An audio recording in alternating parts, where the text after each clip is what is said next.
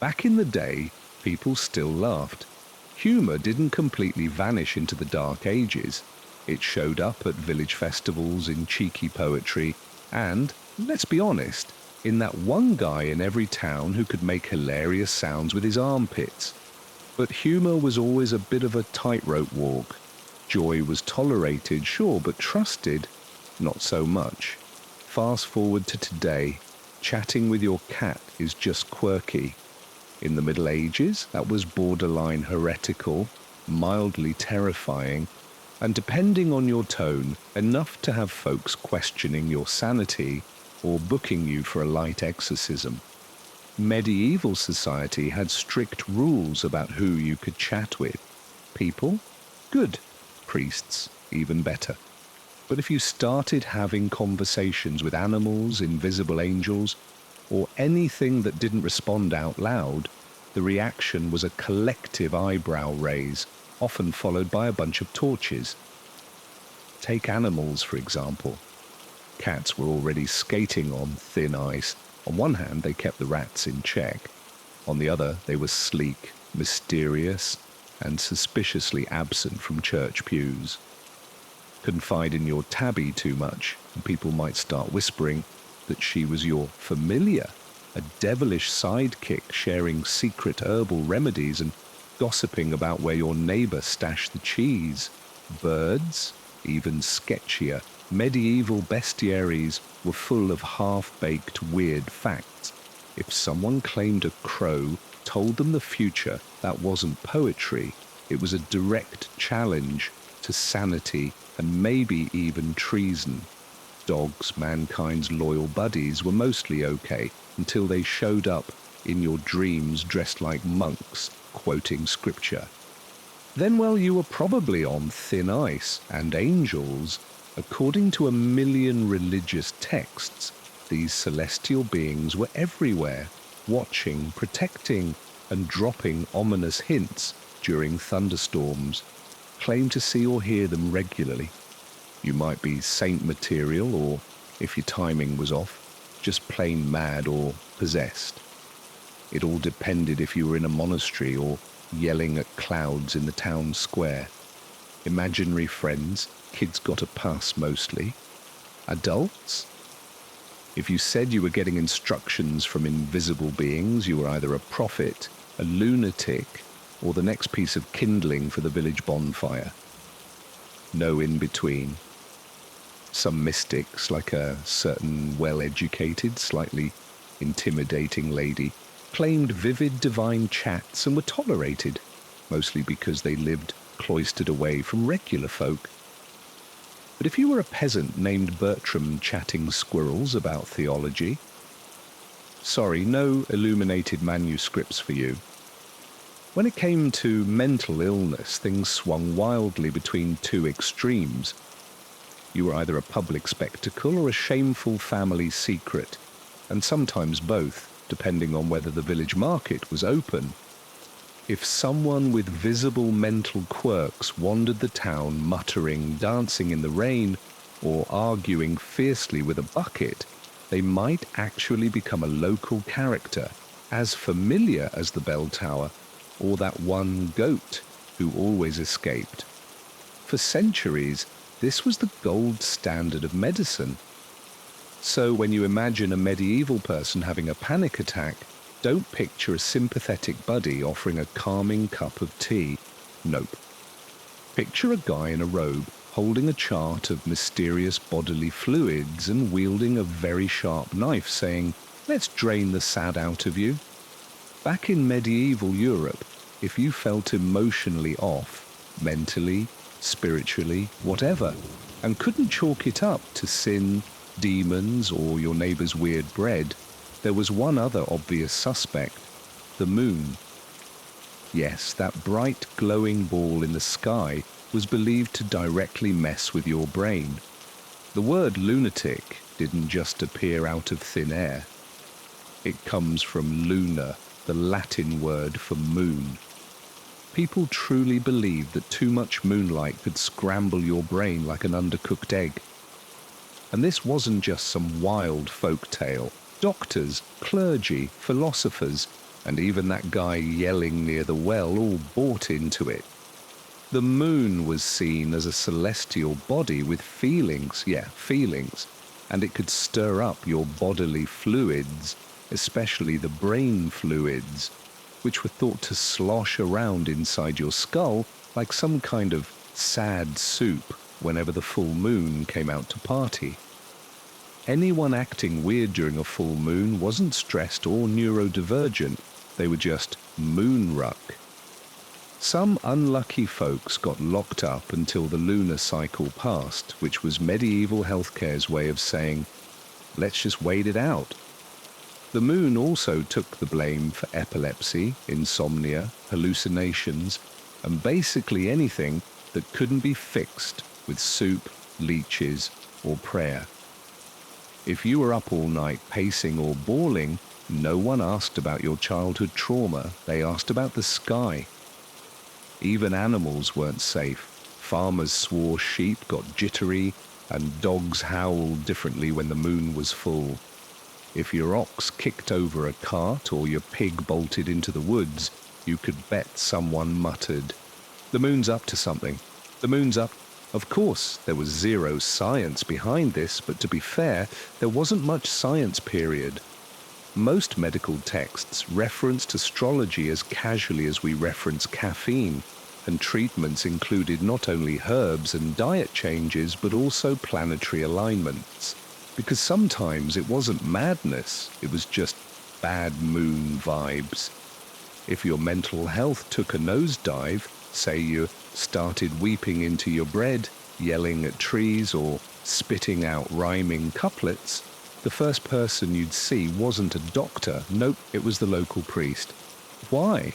Because the medieval mind was seen as a spiritual battleground, and any odd behavior was immediately viewed through a theological lens. Depression, probably you'd sinned and forgotten. Anxiety. The devil was obviously getting cozy in your soul. Hearing voices, classic demonic Airbnb situation. So priests doubled as the default mental health pros, except instead of therapy, they offered confession, fasting, and a stern reminder that you were made of dust and really ought to act like it. If back in the day you showed signs of what we'd now call a mental illness, the local priest didn't hand you a prescription. Nope, he handed you a moral report card. Were you skipping church like it was a bad party? Eyeing your neighbour's spouse like a sneaky raccoon? Laughing just a bit too much? Oh, that was suspicious, all right. Your problem might not be a health issue at all, it might be a spiritual one, meaning what you really needed was repentance, not herbs. Now for the more extreme stuff, hallucinations, not saying a word, acting like you just crashed a medieval rave. The church had a whole toolkit. Think prayer marathons, soul-searching pilgrimages, and, for those really special cases, a little thing called a minor exorcism. Because hey, your sadness might just be a demon playing dress-up. Better safe than sorry. And don't think normal emotions got a free pass. Too much joy, vanity, deep sadness, sloth of the soul, fancy speak for spiritual depression, treated with a combo of psalms and guilt trips, feeling melancholic. Nope, you weren't sick. You were just morally slippery and probably lazy. The kicker? Despite all this, a lot of folks actually found comfort in these explanations. When neuroscience was still centuries away, believing your suffering had cosmic significance somehow made sense. It turned chaos into a neat story, even if the treatment plan was heavy on chanting. So if you had mental health struggles in the Middle Ages, your best shot wasn't a hug or meds. It was a priest with a knack for bedside manner and a quick trigger finger for accusing demons. Imagine you're hearing voices, seeing visions, or chatting a bit too intimately with your soup. Today, you might get therapy or a wellness podcast. Back then, you got an exorcism. Yes, the go-to treatment was not medication or rest, but a dramatic spiritual eviction notice. The thinking was simple. Acting weird? Definitely not stress or trauma. No, it was some uninvited demon squatting behind your eyeballs without paying rent. Exorcisms came in two flavors. Minor ones were basically intense prayer circles with holy water and low-key muttering. The Major League version was like a one-man show starring you, a heavily robed priest, and a backup choir of monks humming ominously in Latin. The routine was always the same: chanting, scripture reading, crossing yourself, flashing relics, and occasionally shouting, "Depart, foul spirit," right in your face. If you flinched, that was proof it was working. Didn't flinch, crank up the chanting volume. Some lucky folks got tied down, sprinkled with salt, or forced to gulp down holy water. Others were made to fast for days beforehand, which honestly could make anyone start talking to their dinner plate. One poor soul even had demons smoked out of his ears with burning sage and frankincense, which probably involved a catastrophic misunderstanding of airflow and a very smoky room. Medieval mental health care, part spiritual battle, part theatrical performance, and all kinds of intense. And if none of that worked, well, congratulations. You were either officially declared a lost cause or tragically misdiagnosed as just being naturally awful. Not all exorcisms were horror movie material, though. In many villages, they were more like small-town supernatural block parties. Picture it. Everyone gathered in the town square for a spiritual smackdown. Part sacred ritual, part local drama, part popcorn-worthy spectacle. But here's the twist. Most people who got exorcised weren't evil. They were just having a rough one. Maybe overwhelmed, maybe traumatized, maybe neurodivergent, or maybe they just made the grave mistake of hyperventilating near a bishop. Now, if you weren't quite unsettling enough to warrant a full-blown demonic eviction, but still managed to make dinner guests uncomfortable, say crying for no reason, forgetting your name, or giving logs intense philosophical eye contact, your treatment was a bit more subdued. Less ropes and Latin, more quiet prayers and gently locking you in a room. This gentler method was considered a sort of medieval wellness retreat, minus the wellness. You'd be told your problem was spiritual and the cure was simple: lots of self-reflection, unwavering discipline, and guilt.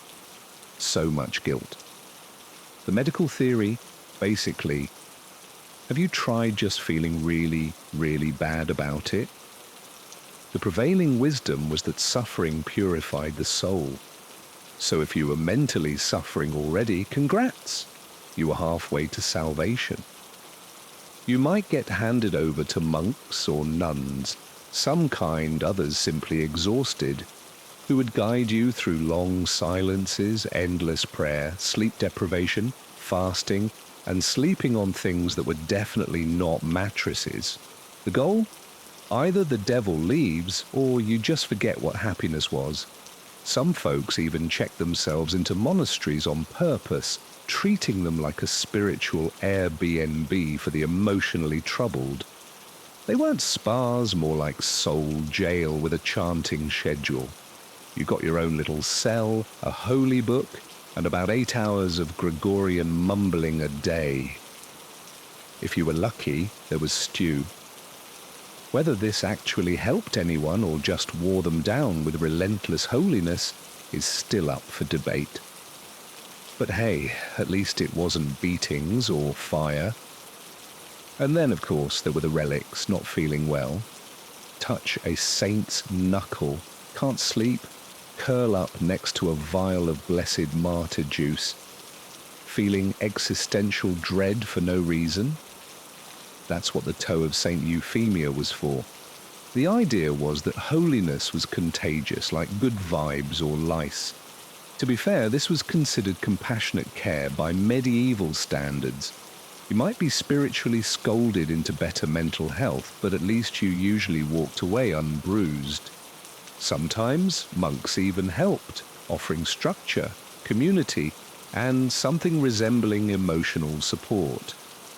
Other times, they just told you to stop eating and hoped God clarified things by morning. But if things got really bad, like wandering barefoot through town, muttering about angels, or arguing theology with the cows, then medieval compassion took a sharp turn. Forget a support group. You got a stone room, one tiny window, and no doorknob on your side. Step right into the monastic cell, or as some oh so diplomatically phrased it, protective isolation. Sounds cozy, right? These little hidey holes were tucked into monasteries or churches, and in theory were an act of mercy. Emphasis on theory, no chains, no torture, hopefully. But the very firm suggestion was, you live here now, forever, maybe. The setup. Spartan would be an upgrade. Think bare walls, a straw mat if you were living large, and a tiny window for the gourmet room service, cold gruel, twice a day. Human interaction? About as frequent as a solar eclipse. The prevailing wisdom was that your mental state was catching, emotionally, spiritually, atmospherically, so best keep that madness quarantined. But don't worry, you weren't totally forgotten. Monks might toss a few prayers your way, and once in a while, brother slightly nicer might drop by with herbs or chant psalms outside your door in a tone that screamed, well, I've seen worse. Now not every isolation room was in a monastery. Some were in the early forerunners of mental hospitals, though hospital is generous. A few popped up in medieval Islamic cities, and by the 1200s London and Paris had them too. But the mission wasn't healing. Oh no, it was shelter, plain and simple. Nobody expected recovery, just containment. To be fair, not all medieval folks were heartless. Some believed that mental illness brought people closer to the divine, a little touched by God, or perhaps just one divine sneeze away from prophecy. Still, locking someone in a cell was just so much simpler than actually figuring out what to do with them. Families would practically beg monasteries to take in their troubled relatives, often sweetening the deal with donations. The alternative? Explaining to the neighbors why Uncle Thaddeus was chanting Latin while gardening in the nude again. And if you were a woman in medieval Europe having a tough time, irritable, weepy, overwhelmed after birthing your 11th child or living with husband number 3 whose breath could kill crops, congratulations. You were probably diagnosed with hysteria. Now diagnosed is doing some Olympic-level heavy lifting here. Hysteria was less a medical condition and more a catch-all for this woman is making us uncomfortable. Cry too much? Hysteria. Don't cry. Which? Share opinions. Ambition. Exist while tired. Definitely a uterus thing. The word hysteria comes from the Greek hystera, meaning womb, because naturally the leading theory was that your uterus had gotten bored, unmoored itself, and was now joyriding through your body, causing chaos. Yes, a rogue womb, just cruising around your insides like it owned the place, making you anxious, faint, or, heaven forbid, thoughtful. Actual symptoms of hysteria included shortness of breath, nerves, spontaneous weeping, and, as one very serious medieval source put it, too much thought, or horror.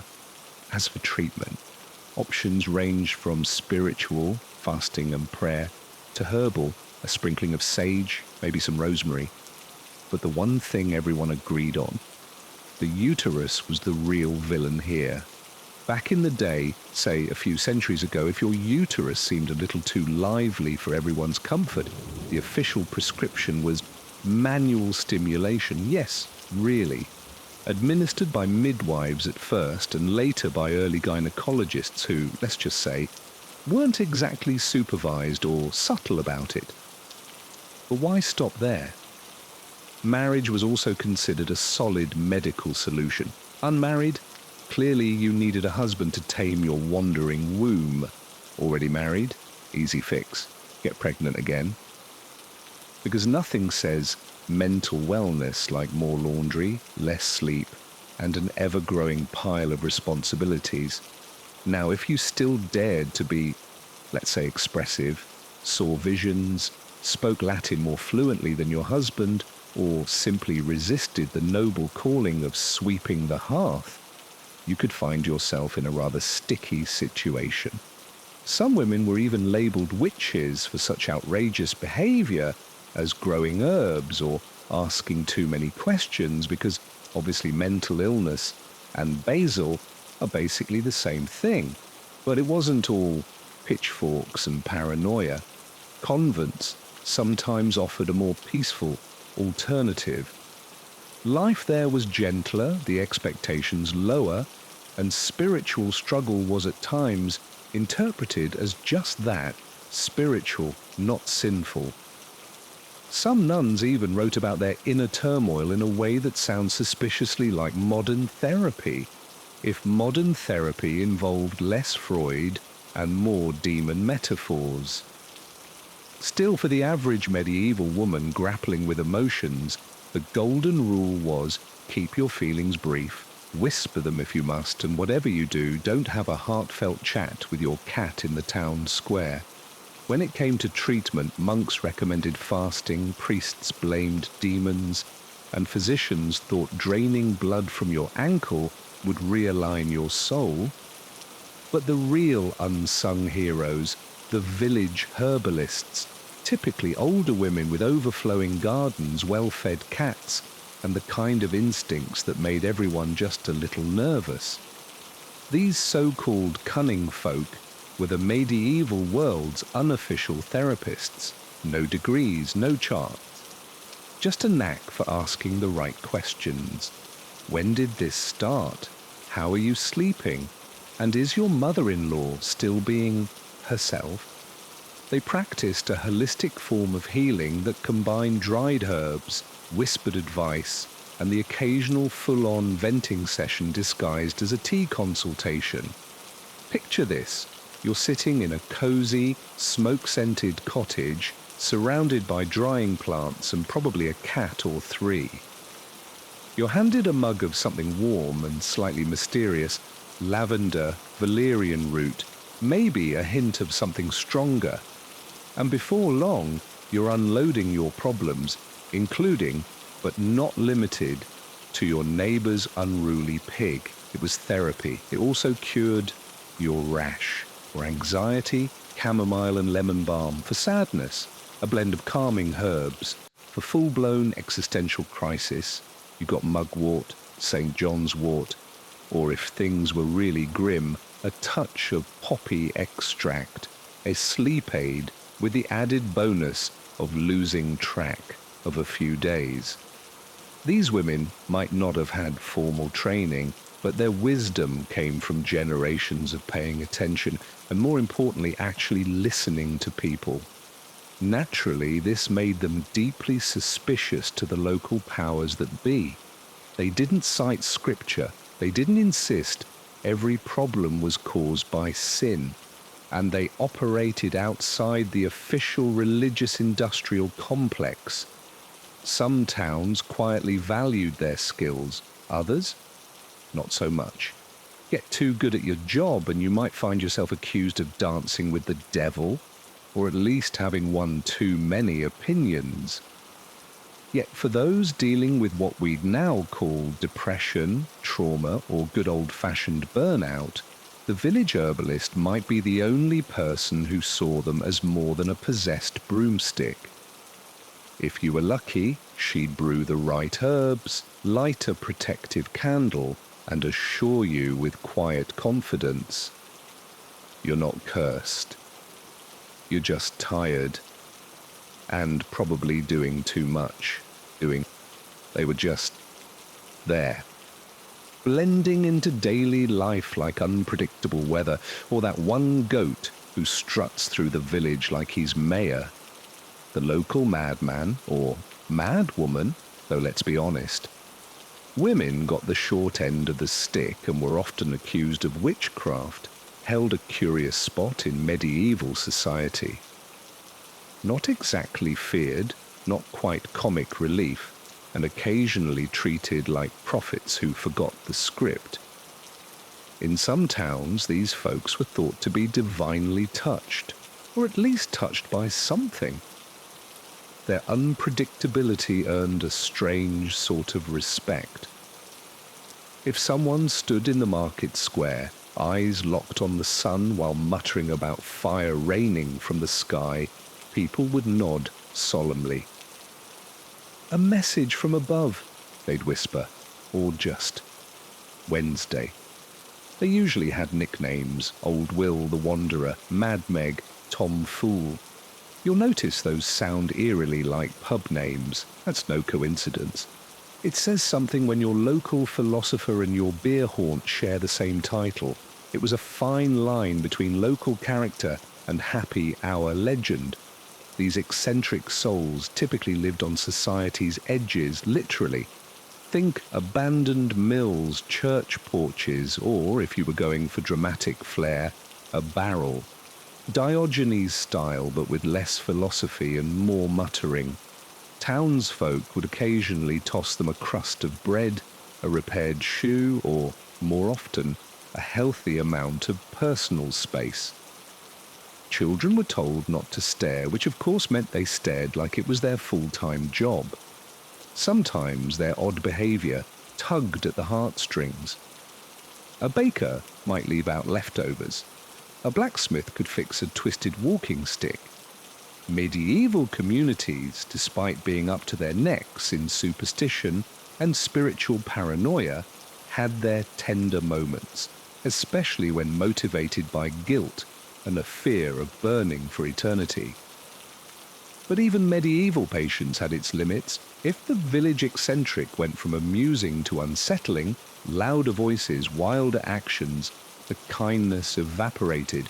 Cue the priests, the forced isolation, or worse. Tolerance was a candle in the wind, lovely until it started setting things on fire.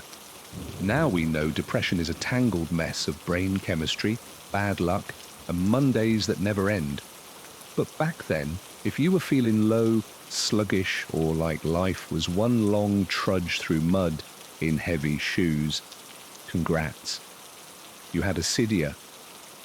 And no, it wasn't considered a mental health issue. It was a spiritual failure. One of the original deadly sins before sloth came along, rebranded, and stole the spotlight. Acedia was basically being sad about holy things, or in modern terms, not feeling thrilled about life, work, or the general state of existence. Monks were especially susceptible, which makes sense when your daily routine is praying, copying scripture, and not blinking too loud. They called it the noonday demon, which sounds like a terrifying boss battle, but was really just that moment when you're staring at the wall, wondering what any of this means. Today, we'd call that burnout. Back then, it was a sign you needed less sleep and more praying. No sympathy, no therapy, just stern looks and extra chores. Depression wasn't recognized as an illness. It was laziness in a slightly fancier robe. If your soul wasn't overflowing with divine joy, clearly you were doing something wrong. They were often just part of the scenery, like unpredictable weather, or that one goat in the village who's convinced he owns the entire road. The so-called madman or madwoman, though sadly, women often got the witchcraft accusation bonus package, held a weird little spot in medieval society. Not exactly dangerous, not quite hilarious, and sometimes even a little bit holy. In some places, these eccentric folks were thought to be touched by the divine, or at the very least touched. People might give them a kind of sideways respect, not so much because they understood them, but more because they didn't dare not to. If someone started muttering cryptic nonsense while staring at the sun, the villagers would either call it a prophecy or shrug and say, "Ah, must be Wednesday." They usually had nicknames like Old Will the Wanderer, Mad Meg, or Tom Fool. Names that now sound suspiciously like your local tavern, which probably says more about medieval drinking habits than it does about mental health. These characters often lived on the edges of town, literally. Think abandoned mills, church porches, or just straight-up barrels in true Diogenes fashion. The townspeople might toss them a bit of food, a spare pair of shoes, or at the very least, a wide enough berth to avoid awkward eye contact. Children were warned not to stare, which of course meant they stared constantly. Sometimes their odd behavior tugged on just enough heartstrings to spark acts of charity. A baker might leave out a few crusts. A blacksmith might straighten a crooked walking stick. For all their fear and superstition, medieval folks could be unexpectedly kind, especially when guilt and the threat of eternal damnation were lurking in the background like an overzealous church bell. But let's not get too cozy. If the eccentric turned disruptive, too noisy, too aggressive, or too unsettling, the welcome mat was yanked out fast. Cue the priests, the isolation, or worse. People's patience had a ceiling, especially when the town oddball went from local curiosity to a serious inconvenience. Now, fast forward to today, and we recognize depression as a complicated condition, a brain chemistry cocktail mixed with life stress and, let's be honest, some horrendous Mondays. But back in the Middle Ages, if you felt persistently low, drained, or like you were living in a slow-motion emotional mudslide, congrats, you were guilty of acedia. Acedia wasn't seen as a mental health issue, it was a soul-level malfunction, a spiritual faceplant. It actually started off as one of the original deadly sins before sloth rolled in, rebranded the whole thing, and stole the spotlight. Acedia was sadness in the face of divine goodness, or in practical terms, a general vibe of meh about everything holy. Picture a monk staring at a blank wall when he's supposed to be copying out psalms, internally screaming, "What's the point?" Today we'd call that burnout. In the 12th century, it was a moral failure requiring immediate spiritual boot camp. Those suffering from acedia didn't get therapy or hugs. They were told to suck it up, pray harder, get back to work, and stop being so self-centered. Depression? Nope. It was just laziness in fancier robes. If your soul didn't feel joy, clearly you were doing something wrong.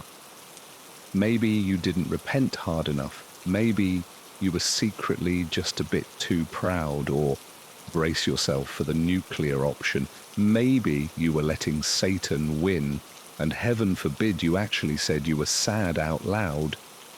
Oh no, that wasn't just frowned upon, it was contagious, like emotional mold. And no one wanted melancholy seeping into the sacred plaster. Monasteries weren't looking to become mood sponges. Regular folks weren't safe either. If you couldn't find joy in your daily grind, the problem wasn't that you were exhausted, grieving, or had just been awake since rooster o'clock. Nope. Clearly, you needed to go to confession and, ideally, construct a guilt shed with your bare, blistered hands. The weird part, some of the monks' own writings about battling acedia, a medieval spiritual funk, sound suspiciously modern. We're talking numbness, fatigue, restlessness, even the big scary thoughts.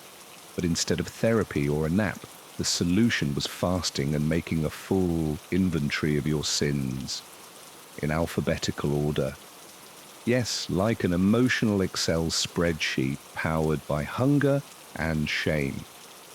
Now you'd think in a time when most people owned 2 shirts and one of those was hosting a flea circus, a bit of laughter would be welcome. Something, anything to break the monotony of mud, plagues, and the occasional leech facial. But nope. Think again. In medieval Europe, laughter wasn't exactly the hallmark of a well-adjusted citizen. Peasants laughed, jesters laughed, and monks would occasionally smirk if, say, a goose got frisky. But the official mood from theologians and chroniclers, the ones who wrote things down with very serious quills, was that laughter could lead straight to chaos, sin, and possibly dancing, and no one wants that. The church, always on the lookout for spiritual weak spots, warned against too much mirth. Thomas Aquinas, whose personal humour was apparently still in beta testing, insisted that laughter should be modest and purposeful. The good kind of laughter was the polite chuckle of a man who's just remembered a clever bit of scripture. The bad kind, uncontrollable cackling, a sure sign of spiritual dysfunction, or possibly demons doing stand-up in your soul. And then came the women. Oh boy, if a woman laughed, she was obviously up to something shady. Witchcraft, probably. A serious, quiet woman, saintly, or maybe just really thirsty. Either way, much safer. Don't forget the laughter of the unhinged. If someone burst out giggling at a funeral or while milking a goat, people didn't say, "Ah, what a quirky character." No, they reached for the holy water. That was either madness, demonic possession, or both, possibly with a tambourine. Some religious orders even put an official ban on laughter during meals, prayers, and basically any situation where you might accidentally enjoy being human. Joy was acceptable, long as it stayed locked deep inside you, preferably behind several emotional stone walls. The kind of joy that doesn't bubble up into giggles when someone trips over a turnip. So if you were hoping for a medieval comedy club, sorry. Closest you'd get was a goose with boundary issues. Back in the day, people still laughed. Humour wasn't dead yet. It hid out in village festivals, popped up in satirical poems, and thrived in that one guy in every town who could make hilarious noises with his armpits. But it was always a bit of a tightrope walk. Joy was allowed, sure, but trust it. Nah. Fast forward to today and talking to your cat is just a quirky little habit. Back then, it was borderline heresy, slightly creepy, and depending on how you sounded, could get you labelled insane or at least booked for a light exorcism. Medieval society had strict rules about who you could chat with. People? Fine. Priests? Even better. But if you started yapping with animals, invisible angels, or anything that didn't respond out loud, that raised some serious eyebrows, usually followed by torches. Take animals, for example. Cats were already walking a razor's edge. Sure, they kept the mice at bay, but they were also sleek, mysterious, and, worst offence, never showed up at church.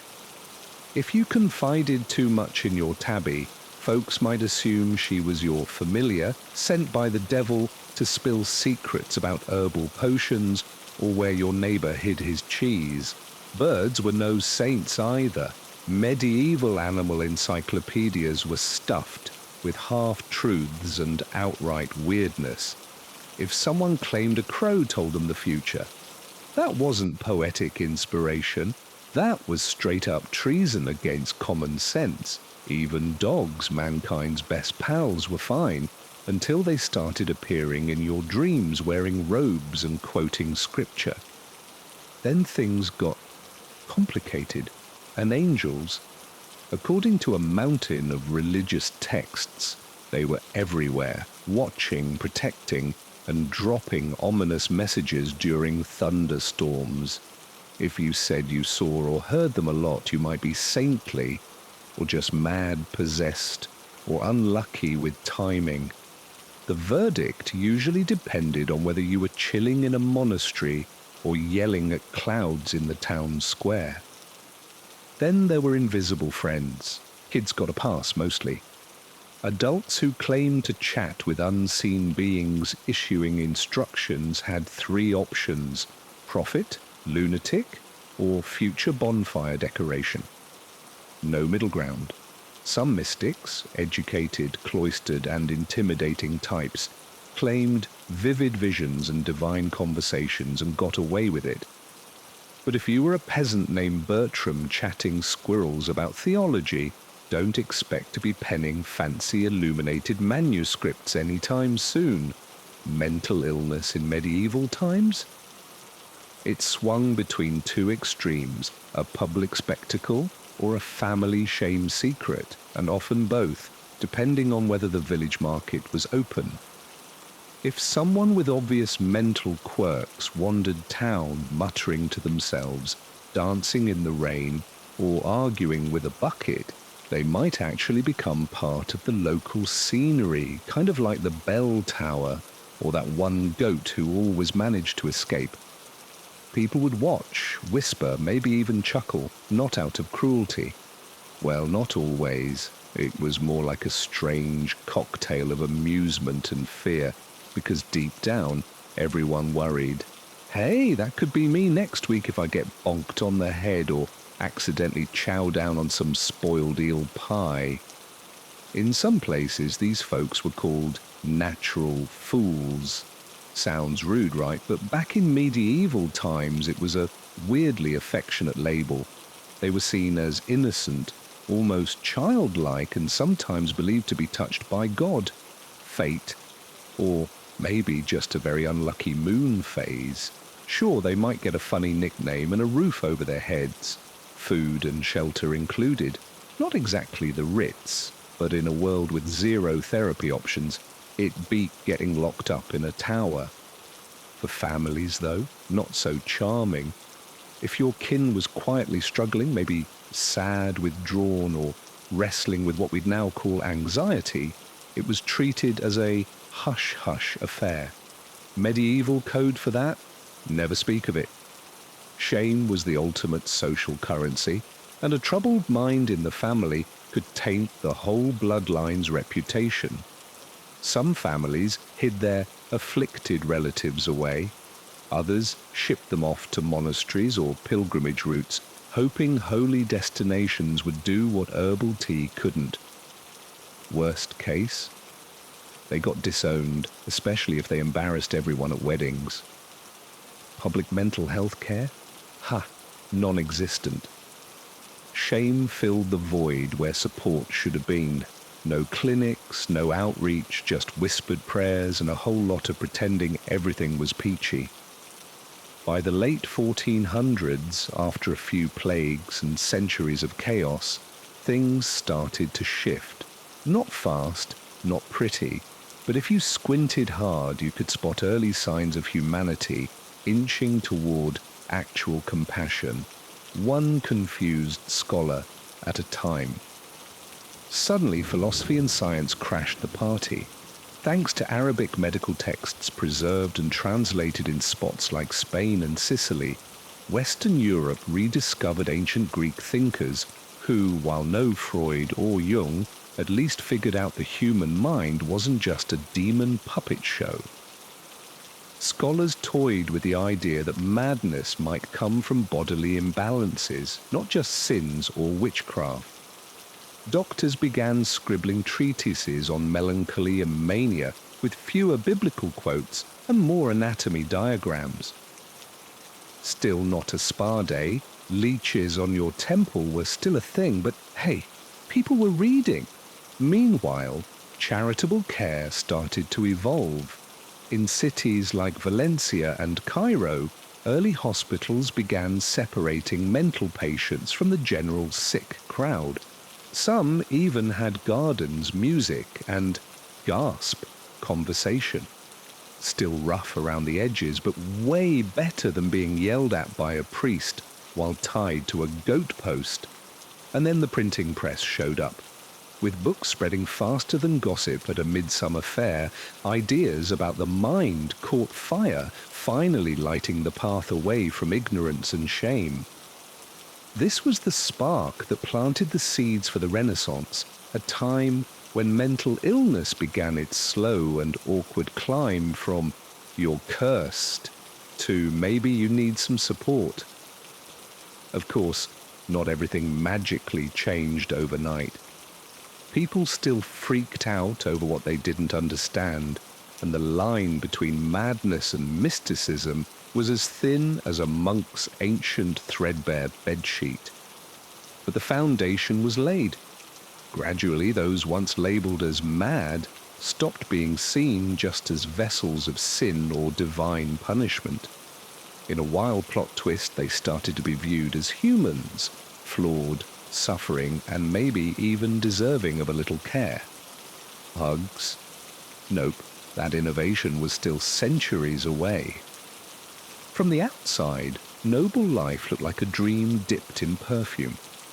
Think gilded hallways, outfits blinged out with diamonds that might as well have been rusted with royalty, and servants ready to jump at every whim.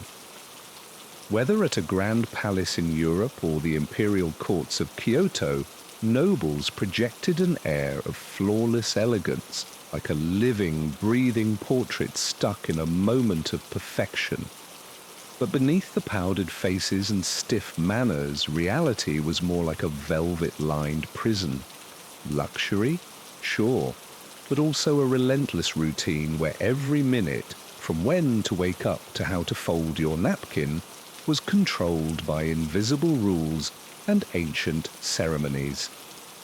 In France, nobles had to perform the lever, a morning ritual where courtiers lined up to watch the king drag himself out of bed.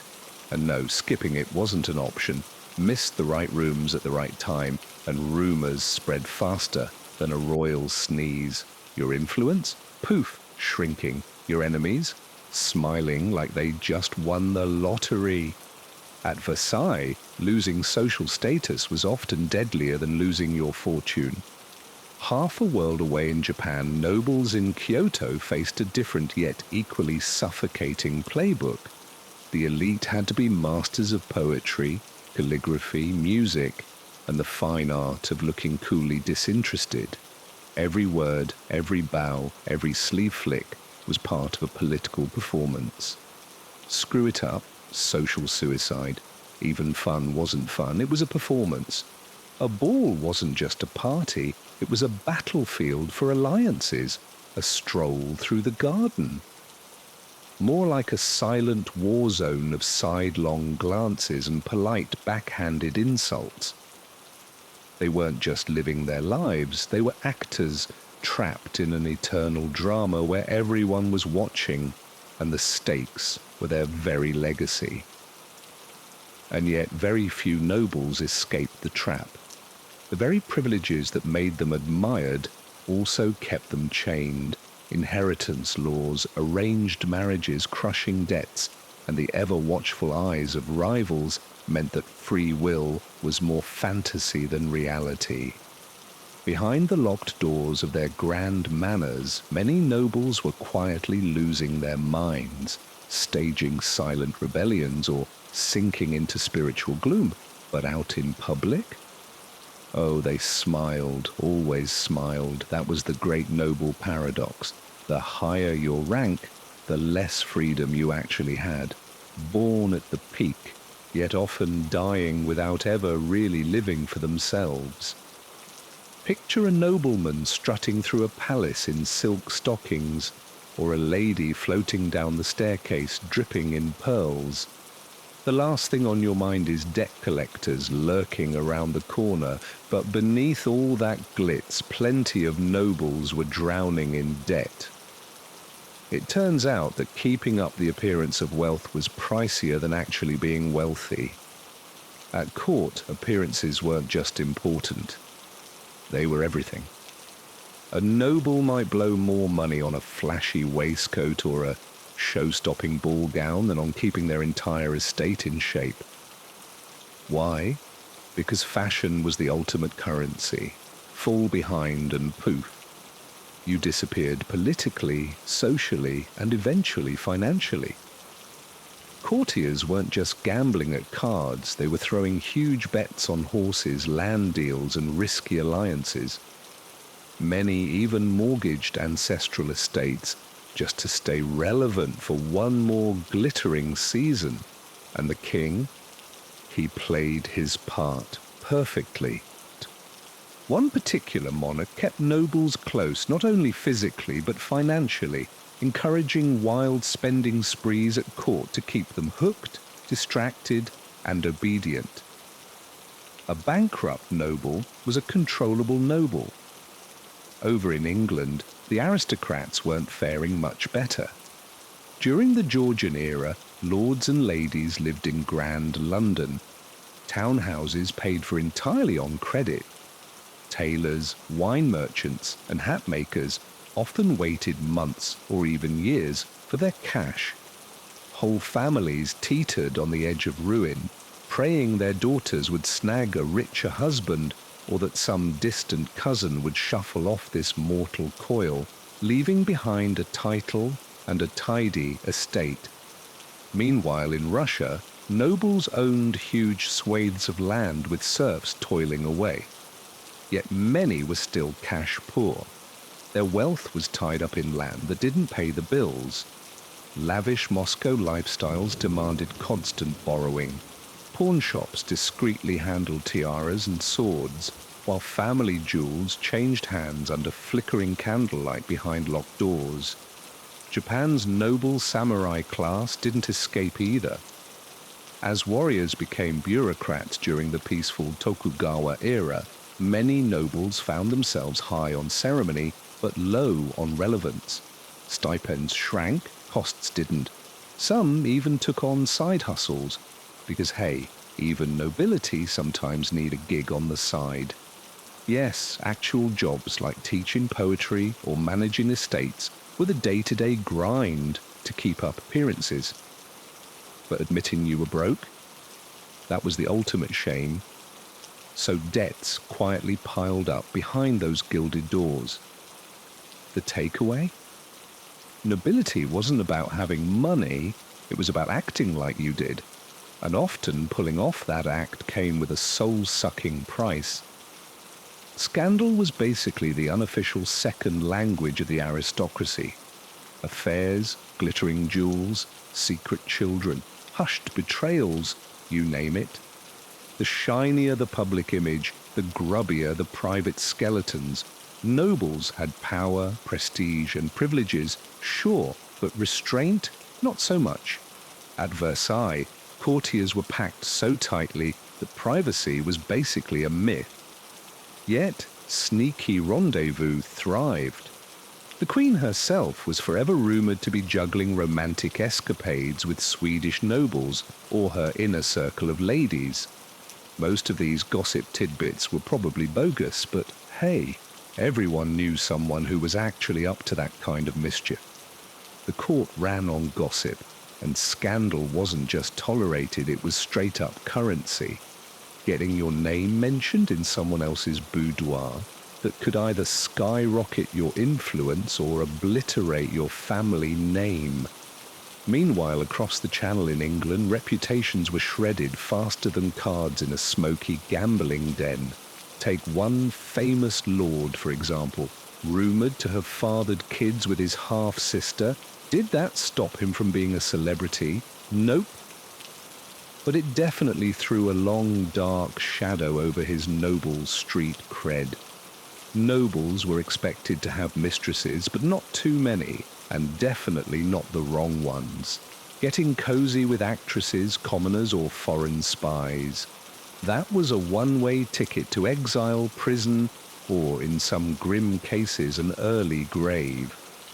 Then there was Imperial Russia, where the court of the big boss herself was an open secret hotspot for love affairs. The Empress personally handpicked lovers, boosting them to top positions. But it wasn't just her. Her courtiers were masters of mixing political backstabbing with bedroom chess. Affairs weren't about love. They were about leverage. Even in the ultra-refined Han court of Japan, where poetry and self-control ruled, scandals sneaked through in haiku and steamy love notes.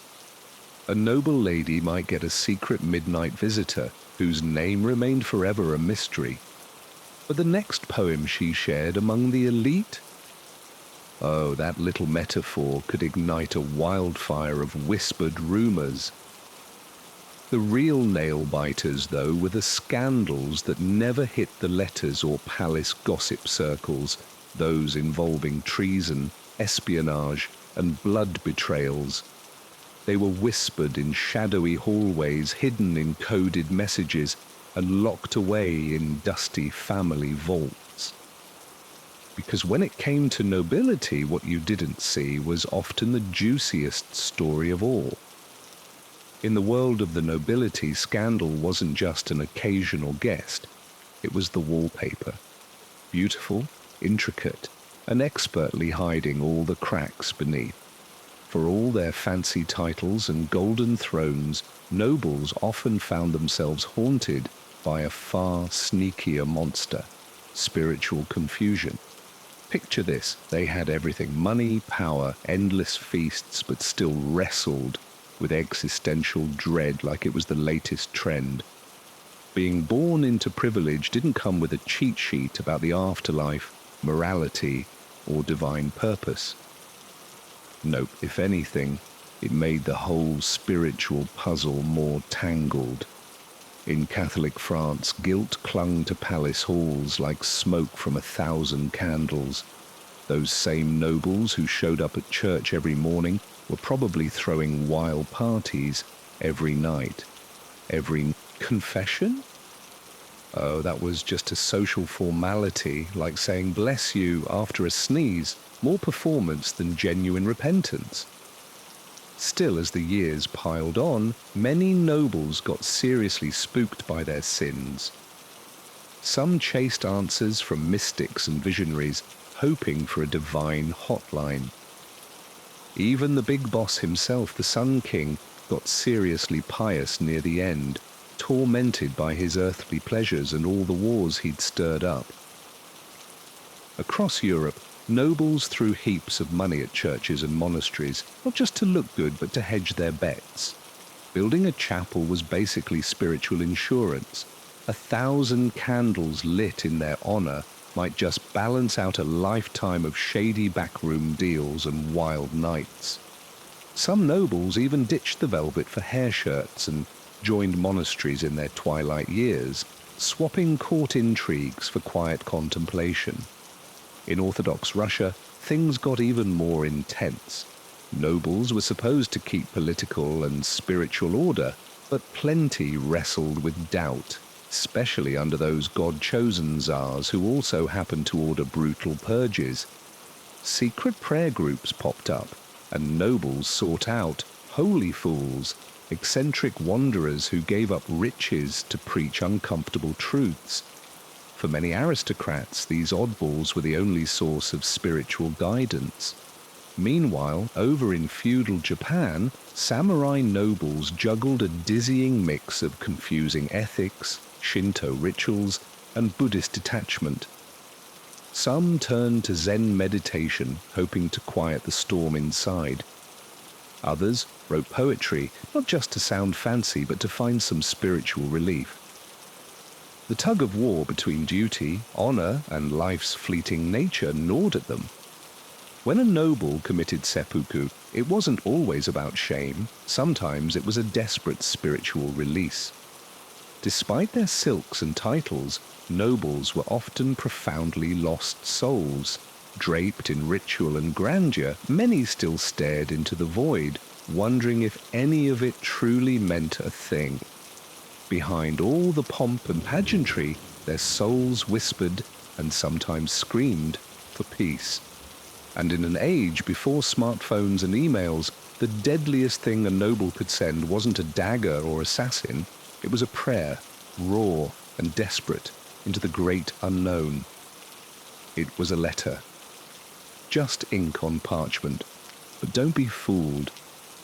This little piece of paper could topple dynasties, spill the tea on secret affairs, or even ignite full-blown revolutions. Nobles, despite their fancy gowns and powdered wigs, were basically the original email addicts. They scribbled everything: secrets, dreams, schemes, desperate prayers, declarations of love, and, yep, plenty of lies. These weren't your casual pen-pal chit-chats. No, these letters were the ultimate weapons of diplomacy and survival.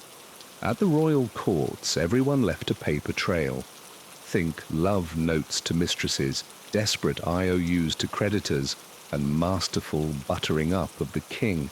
And it wasn't always above board. Couriers hauled around sealed notes, sprinkled with invisible ink or penned in secret codes. One wrong word in the wrong hands. Bam! Exile or worse, a one-way ticket to the chopping block. Some nobles went full-on secret agent with their own personal ciphers.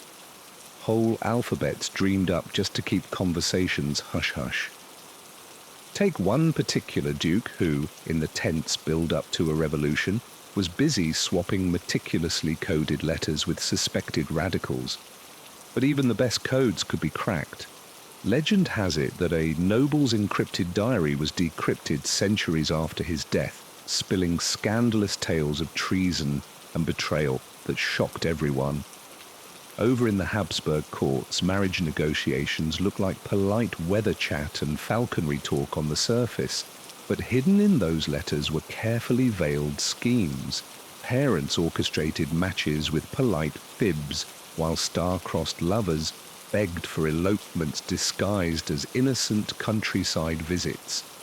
Meanwhile, in Japan's Han era, poetry was the original secret code. A single 31-syllable poem could express forbidden love, rejection, or secret rendezvous. Noblewomen were masters of double-meaning verses, firing back replies in a matter of hours. All this coded chatter zipped around thanks to discreet messengers, sometimes servants, sometimes kids, all sworn to total silence. During the Renaissance, some noblewomen ran entire spy networks from their salons, exchanging letters with allies in foreign courts. In Russia, letters smuggled out of the Tsar's inner circle helped spark uprisings. Trapped in their golden cages, nobles used letters as their only act of rebellion. Paper was their weapon, shield, and confession booth rolled into one. Of course, the riskiest letters were the ones that never made it, snatched, burned, or buried. Some remained hidden in attics and behind walls for centuries, their secrets unread and their authors forgotten to history. But don't get it twisted. Beneath those ink-stained pages simmered revolutions, heartbreaks, and the loudest, boldest truths of the noble soul. In the high society game, feelings were a luxury nobody could afford.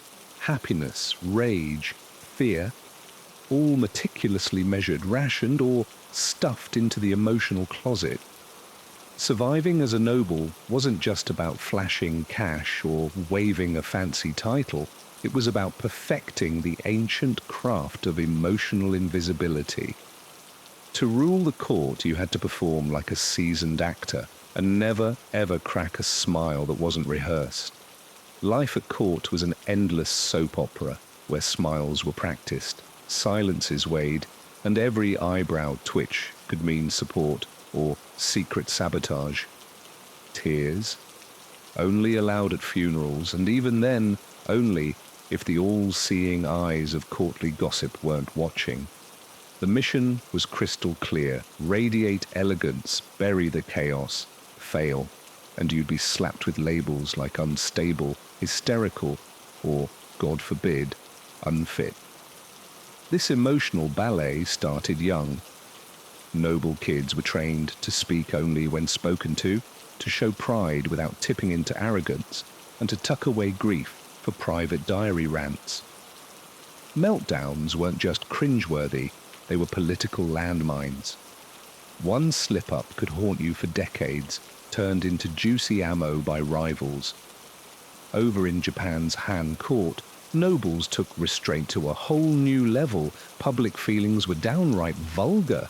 True emotions were sneakily slipped through metaphors in poetry, gestures, or perfectly timed silences. A noblewoman's sleeve could scream volumes, a half-opened fan whispered heartbreak, and plucking a single cherry blossom too soon, that screamed despair.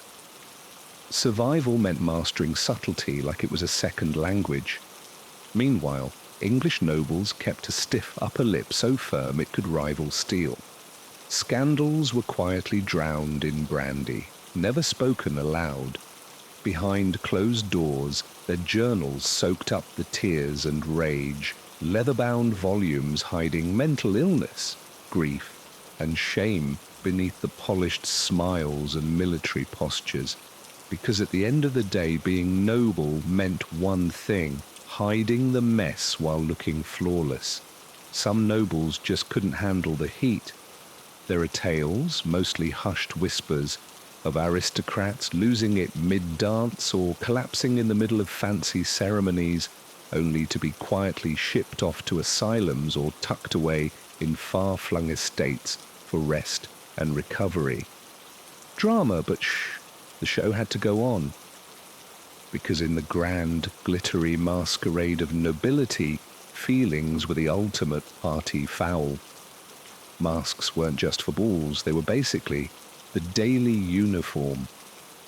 Behind every polite bow, every syrupy compliment, and every perfectly timed laugh, there was often a tempest of emotions locked up tighter than a jewel-encrusted vault.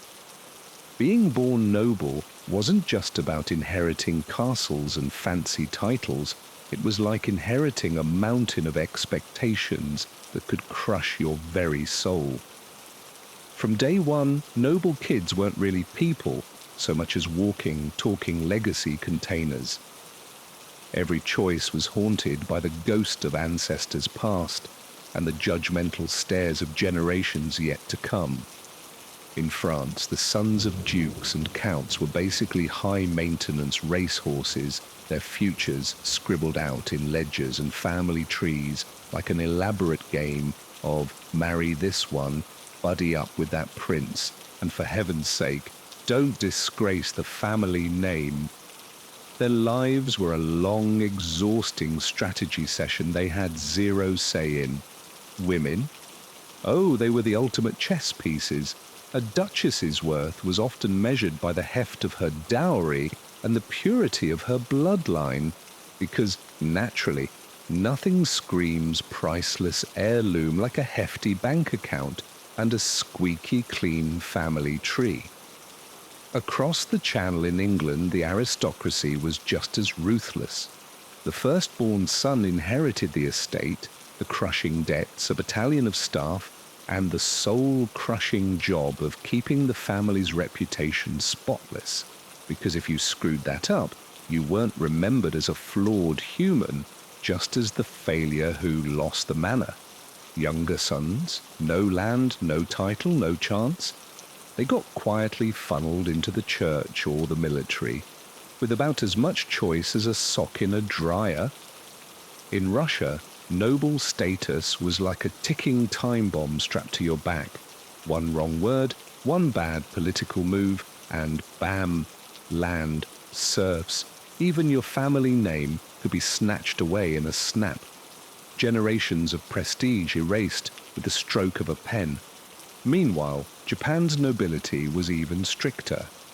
In the high-stakes game of getting close to the emperor, titles and influence were passed down strictly through bloodlines, not merit.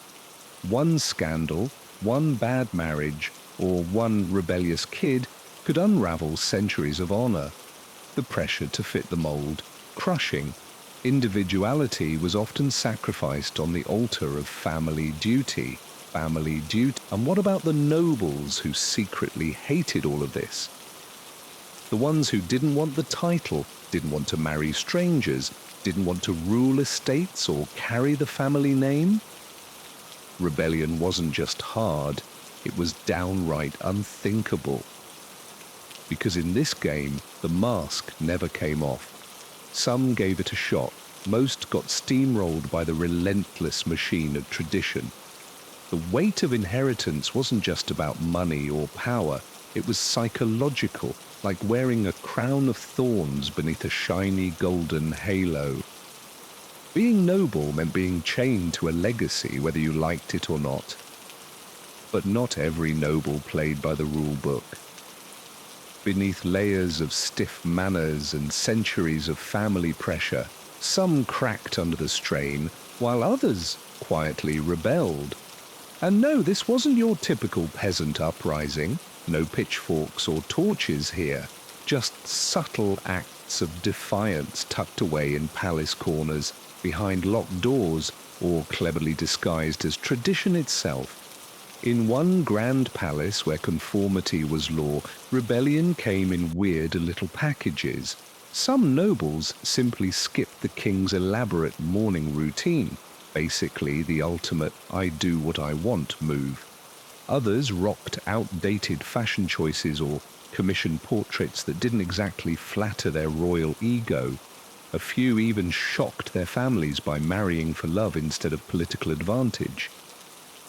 In court politics, these tiny acts, explosions waiting to happen. Across the channel, a few aristos thumbed their noses at expectations through art and literature. One famous poet didn't just pen verses, he practically lived as a walking, talking middle finger to noble decorum, cross-dressing, travelling with lovers, mocking Parliament like it was a bad joke. Meanwhile, some lower-key nobles just disappeared into the countryside, ducking out of London's social scene. That was rebellion too, a silent no thanks to the whole charade. In a colder, harsher land, quiet defiance looked a bit riskier. Some nobles covertly backed revolutionary ideas, sneaking radical philosophy salons disguised as harmless poetry readings. Others helped serfs escape or gave them educations, basically acts of treason under the watchful eye of the Tsar. These weren't loud revolutions, they were whispered betrayals of a broken system. Far to the east, nobles perfected the art of subtle rebellion. A badly timed poem, a gift with a hidden jab, or refusing to shave one's head in mourning, all could be read as a middle finger to rigid rituals. Noble women got creative too, resisting arranged marriages by falling in love through poetry, scandalous stuff, or retreating into religious life, not out of faith, but as a form of protest. And some nobles, they just vanished, faking illnesses to skip court, ghosting the whole scene like mysterious rebels of the upper crust. Who were the folks who buried themselves in dusty libraries, pretending to be totally absorbed in star charts or the mysteries of plants, just to dodge the whole royal drama? Their escape wasn't about being weak, it was a bold act of rebellion. These quiet rebels rarely made it into history books, but with every hush, every sidestep, they chipped away at the myth of flawless obedience. Not every noble played by the rules, some just whispered, "Nope." And in that world, a whisper was louder than a royal tantrum. For all the glitter and grandstanding, nobility was obsessed with one thing above everything else: legacy. Not the warm, fuzzy kind you feel inside, but the kind you can slap on a plaque, dazzle on a portrait, or parade around like a trophy. Oil paintings, family crests carved into marble, estates with names so long they could double as epic fantasy novels. Every fancy ball, every brutal battle, every awkward arranged marriage was just a step in their endless quest to be remembered. But here's the kicker, most of them weren't. Sure, we remember the big shots, the monarchs who started wars, the queens who lost their heads, literally. But the average noble? Poof, gone. Their elaborate rituals, their palace gossip, their ridiculously expensive shoes, they vanished like breath on a frosty window. What's left are little scraps, unsigned letters crumbling estate walls, mysterious notes in dusty ledgers. The aristocracy's grand story, not eternal glory, more like a game of survival where only a few fragments make it through. Take the revolution in France. It didn't just snuff out lives, it erased entire family lines from the memory books. Portraits were vandalized, names forbidden. Those nobles who obsessed over their place in history, they got swept away instead. Some escaped, sure, by swapping names, stashing jewels behind fireplace bricks, or fleeing to foreign courts. But their legacies, far from what they dreamed, they became cautionary tales, not legends. England's nobles had it better, protected by law, rich in land, woven into the system itself. Yet even they weren't safe from slipping into the dusty background of irrelevance. Once buzzing estates now lie in ruins, dust blankets, tapestries that once cost fortunes. Great family names, many vanished through scandal, disastrous marriages, or just the relentless tick of time. A family line with no heirs, that's a legacy heading straight to the recycling bin. In Japan, the aristocracy eventually got upstaged by the military class, the samurai, and the shogunate.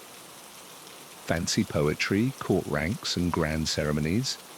Poof, they faded away like last season's fashion. A handful of families might still trace their roots back to ancient nobility, but the modern world, it couldn't care less. Even the proudest names ended up as little more than museum labels. And what about those who tried to control the story, commissioning epic biographies, scripting their own memoirs, sponsoring churches? Well, history's memory is picky. The real dirt, the embarrassments, secrets, and compromises usually sneak away into whispers, footnotes, or secret letters tucked away from prying eyes. In the end, legacy? The ultimate illusion. Nobles lived to be remembered, yet were often forgotten altogether. Behind all the portraits and palaces lies a quiet truth. Permanence was a myth. The only thing that truly lasted was the performance. Fast forward to spring of 1900. Picture a curious fellow in a wide-brimmed hat, standing under the blazing sun, staring down at scattered stones and half-buried walls. That was Sir Arthur Evans, a British archaeologist, historian, and eccentric dreamer. He didn't come to Crete just to dig up old rocks, but to chase a ghost. The ghost of a civilization that had haunted Greek legends for centuries. This civilization was so ancient, it slipped between history's cracks and myth's shadows. For years, travelers and locals had whispered about strange artifacts surfacing in the hills south of Heracleion, pottery older than Mycenae, mysterious glyphs no one could decipher, and ruins that didn't match any known Greek style. Evans was sure these were the footprints of a Bronze Age people, older than Homer, older than Athens, once rulers of the Aegean. Then came the game changer. On a patch of land called Kefala Hill, Evans and his crew uncovered a massive structure buried beneath centuries of dust and rubble. Walls appeared, not simple huts, but the foundations of rooms, staircases, corridors. What lay before them wasn't a temple or fortress, but a palace. Not just any palace, but one so complex it seemed designed to baffle anyone who stepped inside. A labyrinth, perhaps? Evans connected the dots immediately. This had to be the palace of King Minos, legendary ruler and master of the maze. Meet Minos, the legendary guy who, according to myth, locked up a half-man, half-bull beast deep inside a labyrinth beneath his palace. Myth or reality, the ruins tell a story that fits perfectly. Endless winding corridors, multiple floors, and dead ends so mysterious they'd make your GPS give up in despair. This palace wasn't just architecture, it was a brain-bending trap, seemingly designed to snare not just people, but time itself. The masterminds behind this maze, we call them the Minoans, named after Minos himself. What they called themselves? No clue. Their writing system, known as linear, remains an unsolved riddle, like an ancient "keep out" sign written in code. But their art, buildings, and influence spoke volumes about a forgotten empire that once ruled the scene. Armed with nothing but a myth and a trusty tool named Tro, one curious explorer started peeling back the layers of history. What he uncovered wasn't just old bones, it was a revelation that flipped early European history on its head and sparked fiery debates that still smolder today. This palace isn't your usual royal crib. It's a labyrinthine enigma of corridors, courtyards, and chambers that twist and double back like a roller coaster designed by a mad genius. Spanning over 150,000 square feet, this multi-story marvel was a showstopper of the ancient world. Yet, paradoxically, it's an open, light-filled palace that feels utterly impossible to map, like trying to solve a Rubik's Cube in a hall of mirrors. Forget towering walls and moats. This place had balconies, skylights, and air shafts, architectural features so advanced they'd make most Bronze Age builders scratch their heads. It looked less like a fortress and more like a palace for ceremonies, paperwork, and probably some serious ancient secrets. Staircases spiraled dizzyingly. Narrow hallways spilled into sudden courtyards. Rooms connected like puzzle pieces from a box missing a few pieces.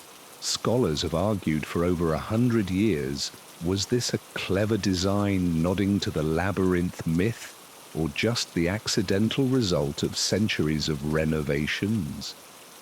Walking through the palace is like surrendering your sense of direction to an ancient trickster. Rooms inside rooms, wings folding into each other, and passages that lead to, well, nowhere at all. Our explorer was convinced this labyrinthine mess was inspired by the legendary craftsman who built the original maze to imprison the Minotaur. While no one has dug up the actual monster, the bewildering layout is very real and very effective. But the palace wasn't just a confusing maze. It was a masterpiece of ancient engineering wizardry. Think terracotta pipes, flushing toilets, and a drainage system so slick it could put parts of 19th century Europe to shame. Rooms breathed with natural ventilation. Light wells brightened the deep inner chambers. Some staircases plunged down 3 or 4 stories, ancient multi-level living at its finest. And then, tucked away like a shy secret, was the throne room. Not flashy, not gaudy, just a modest stone chair surrounded by benches and flanked by fierce griffin frescoes, the quiet heart of a palace that's anything but ordinary. This wasn't some flashy showstopper. It was a temple of tight choreography and subtle magic. Power here wasn't about flexing muscles or barking orders. It was about weaving illusions, stirring mysticism, and sparking religious awe. This place wasn't built to scare you. It was built to make you scratch your head and go, "Whoa, what just happened?" Whether you were a trader, a priestess, or some fancy foreign guest, one thing was crystal clear. Once you stepped inside, The palace gobbled you up and made you forget which way you came in. Sure, the stone walls of this ancient wonder are crumbling like a cookie left out too long, but its colours? Oh, those colours still shout loud and proud. Hidden under volcanic ash and heaps of time, the palace's frescoes popped back to life as some of the most vivid, puzzling, and downright sophisticated art the ancient world had ever seen. Unlike the stiff, military-style art of later Greeks or Egyptians, these frescoes burst with action, dancers twirling, dolphins flipping, bulls charging, and goddesses striding like they owned the place. These weren't just pretty pictures slapped on walls. They told stories, dropped hints about secret rituals, and revealed a civilization that clearly adored life, beauty, and rhythm like it was their favorite jam. One of the most famous images? A fearless youngster flipping over a giant bull in a graceful, gravity-defying arc. Was this real? A legend? Historians have been scratching their heads over this for more than 100 years. Was it a wild sport, a religious ritual, or just a metaphor for taming chaos? Whatever the answer, that leap captures the essence of this culture, a dance with danger, all done with style and poise. Elsewhere, the walls bloom with lilies and crocuses, monkeys and birds, spirals and waves. In the famous Prince of the Lily fresco, a slender youth with flowing locks and a fancy crown struts around like they own the runway. At first, some thought it was a prince, but today's experts aren't so sure. Could be a priest or even a goddess, because in this world, gender was fluid, symbolic, and still totally mysterious. Unlike most ancient cultures that bragged about kings, wars, and conquests, these folks, nope. No battle scenes, no slaves hauling stuff around. Instead, you get scenes of celebration, nature, and sacred rituals. Women take center stage, not in the background, but front and proud.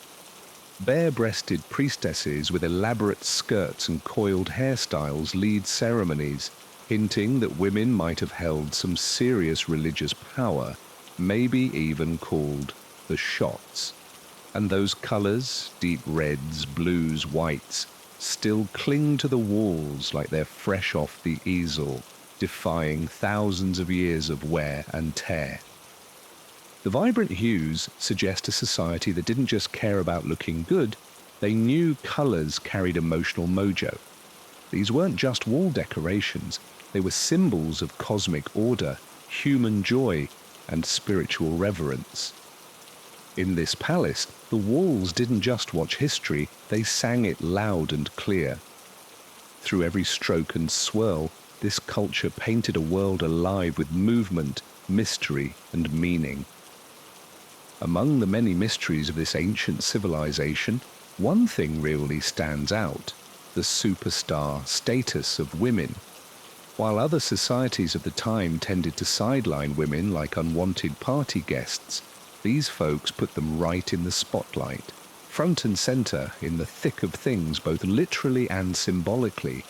Their frescoes, figurines, and ceremonial scenes are basically a non-stop women's march, showcasing female power in all its glory.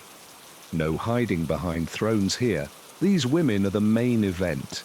Picture bare-breasted ladies rocking flouncy skirts and dazzling headdresses, arms raised in blessing, clutching serpents like they're juggling fiery torches, surrounded by fertility symbols, animals, and vibes that scream divine energy. Experts reckon many of these women were priestesses, the ultimate spiritual middle managers, bridging the gap between mortal folks and the gods, running rituals that touched everything from daily life to the big seasonal festivals. One of the coolest relics from the palace is the snake goddess figurine, a fierce woman with a piercing stare, serpents in both hands and a feline chillin on her head. Was she a goddess? a high priestess, a queen of female power. We may never know for sure, but her vibe says a lot about who was calling the shots in the spiritual hierarchy. Unlike the pharaohs of Egypt or the warlord kings of other lands, there's zero evidence of a Manawan male ruler strutting around in the art. No giant statues, no epic battle scenes glorifying some macho dude. This absence has led many to speculate that this society was either matriarchal or at least shockingly egalitarian for its era. Women probably held serious power in both religion and government, running temples, leading festivals, and pulling off important state ceremonies. Even the palace architecture tells this story. There are rooms thought to belong to top-tier women, complete with their own secret passageways, shrines, and private staircases. Basically, VIP access everywhere. Frescoes show women marching in processions, decked out in vibrant clothes, carrying themselves with confidence and authority, not like wallflowers. In this culture, femininity wasn't something to be tucked away or hidden. It was sacred. Whether priestesses, leaders, or symbols of renewal, women weren't just a part of the culture. They were the culture, its voice, its vision, maybe even its very soul. The palace wasn't just a fancy royal pad, it was a sacred stage. Every hallway, courtyard, and chamber pulsed with spiritual meaning. From underground crypts to sunlit altars, the whole place was designed not just for living, but for communing with the divine. No holy texts survive, but the architecture itself whispers stories of rituals that shaped their world. There were dozens of little shrines and ritual rooms tucked away in hidden corners or deep underground, intimate spots reserved for the priestess elite, not your average worshipper. One such room, called the Lustal Basin, features a sunken tub at the bottom of a narrow staircase, not for bubble baths, but likely for purification rites, because in this society, even cleansing was a serious spiritual affair. Imagine a secret society where newcomers tiptoe in silence, cleansed by mystical waters, ready to dive into sacred ceremonies. Picture a giant open courtyard under the big blue sky. That was the buzzing heart of public rituals. Hundreds would gather here for grand seasonal parties, throwing down for fertility, fresh starts, or the big yearly switcheroo. You'd hear the steady boom of drums, see dancers spinning like they're in a whirlwind, and catch priestesses chanting like the ultimate hype crew. And right there in the mix, always stealing the spotlight, was the bull, big, bold, and bursting with raw power, symbolizing everything from energy to virility to Mother Nature herself. Bulls were everywhere, huge, stylized horns perched above doors and walls like ancient warning signs reading, "Enter holy territory." These so-called horns of consecration weren't just decoration, they marked sacred doorways. And with all the bull-leaping frescoes on the walls, it's crystal clear this beast wasn't just livestock. It was a spiritual superstar. Some folks even think a live bull strutted its stuff in certain ceremonies, not as a dinner special, but as a dance partner, embodying the eternal cosmic tango between chaos and order. Now let's talk about the double axe, called the labris, a symbol etched into pillars and walls like a divine hashtag. Was it a tool, a weapon, or a sacred emblem? Maybe all three. Its frequent appearances alongside female figures hint at a goddess-centered cult, giving major power to the ladies' vibes. Forget your typical temples, this place was different. The whole palace was the temple. Every staircase was a procession, every room a tiny chapel. Spirituality and politics were so intertwined you could barely tell where one ended and the other began.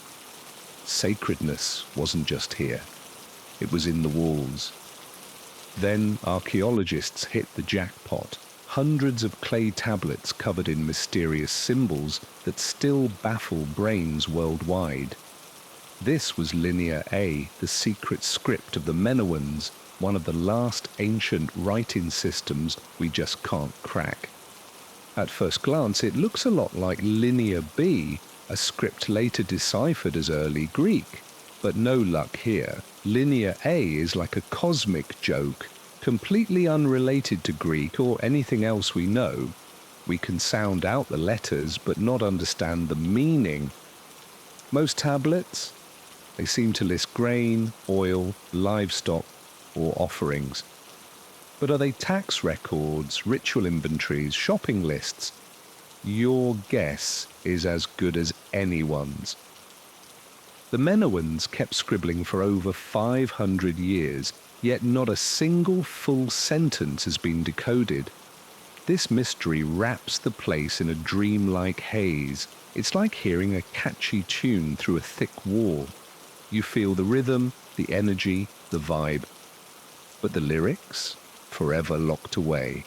So while we can admire their wild rituals painted on walls and walk through their majestic stone halls, their thoughts, their words, they remain the greatest mystery of all.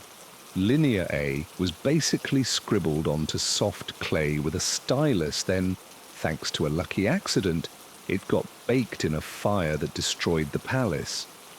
Without that fiery disaster, these ancient scribbles might have simply crumbled away like forgotten notes in the sand. Ironically, the blaze that wiped out the palace also gifted us the only surviving scraps of the mysterious Minoan language. Some brainy scholars hold out hope that one day Linear A might be cracked, especially if we stumble upon bilingual texts. Think of it like the ancient equivalent of the Rosetta Stone that finally unlocked Egyptian hieroglyphs. But for now, we're stuck with lonely symbols, a man, a bull, a jar, a sun. They're utterly cryptic, yet somehow oddly familiar, like a message in a bottle, just out of reach. This ancient place, bursting with colour and complexity, speaks to us through silence. Its language is tantalizingly close, a ghost whispering from the past, reminding us that some of history's greatest voices are still waiting to be heard, not buried in dirt, but tangled in mystery. The palace wasn't wiped out in a single dramatic catastrophe. Its fall was more like a slow-motion unraveling of a once mighty civilization that seemed like it would last forever. Like many ancient downfalls, No's demise is a patchwork of fire, water, and whispers of war. Around 1450 BCE, things got messy. Suddenly across the region, Minoan palaces and towns were going up in flames. But the main city, curiously, didn't collapse right away. Instead, it was reoccupied, and the writing on those clay tablets changed.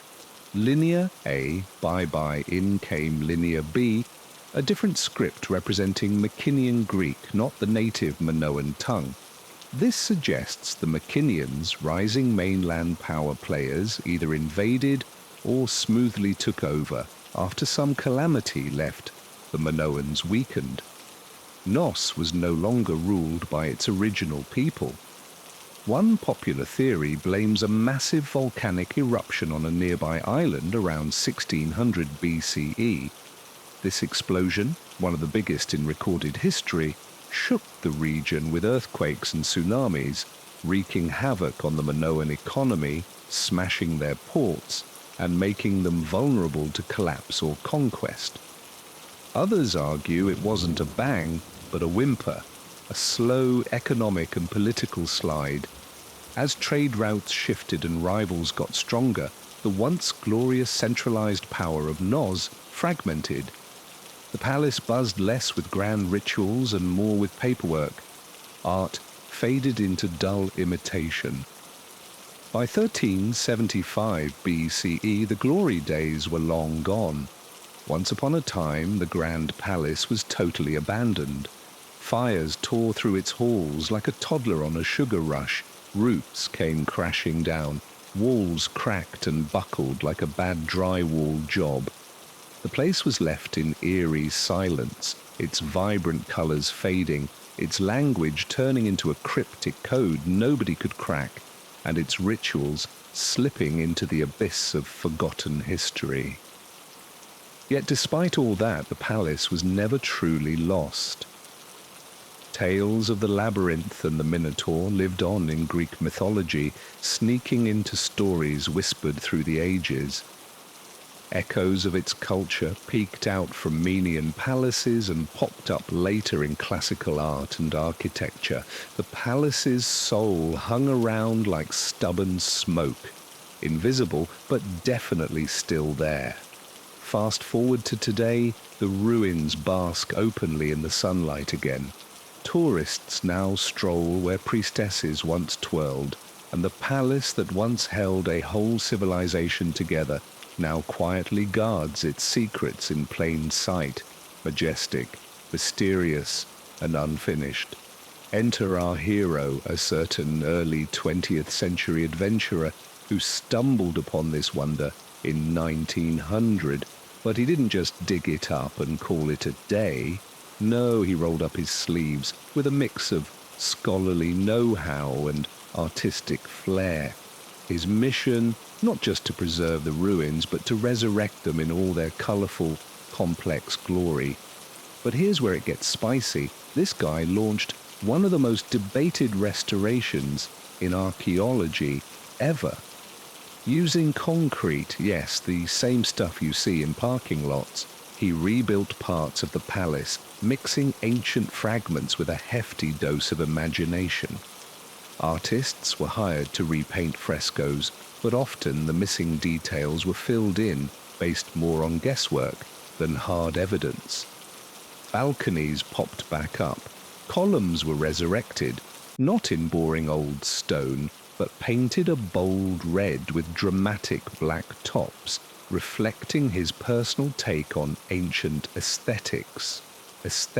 Rooms got roofs again, walls were plastered fresh, and slowly the palace transformed into a curious hybrid, part ancient ruin, part Edwardian daydream.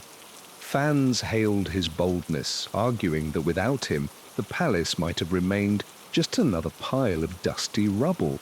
Thanks to him, visitors could wander through halls that felt alive, admire murals bursting with colour, and imagine the world of its original inhabitants more vividly than ever before. But of course, not everyone was thrilled. Critics slammed him for playing fast and loose with history, claiming he projected his own ideas onto a civilization we barely understand. Some frescoes, nearly all made up from tiny paint chips. And the famous throne room, maybe it was never a throne room at all. By moulding the ruins to fit the myth, he blurred the line between history and storytelling. Today, the palace stands as both a breathtaking marvel and a monument to the tricky art of historical reconstruction. The bold concrete patches still hold firm, a lasting reminder that history isn't just found, it's sometimes imagined, reimagined, and fiercely debated. His artistic flair still splashes colour across the walls, like a prehistoric graffiti artist with a serious passion for drama. But visitors wandering through this ancient palace now carry a double vision. One eye sees what the Minoans might have actually built, and the other glimpses what an enthusiastic archaeologist dreamed up in an epic attempt to resurrect a lost world. In breathing life back into this place, Evans didn't just unearth one palace, he gave us two. One lies buried quietly beneath the soil, the other boldly rises from the imagination like a mythical phoenix. Today this palace stands not just as a crumbling ruin, but as a bridge between myth and history, imagination and hard evidence, Europe and the ancient world.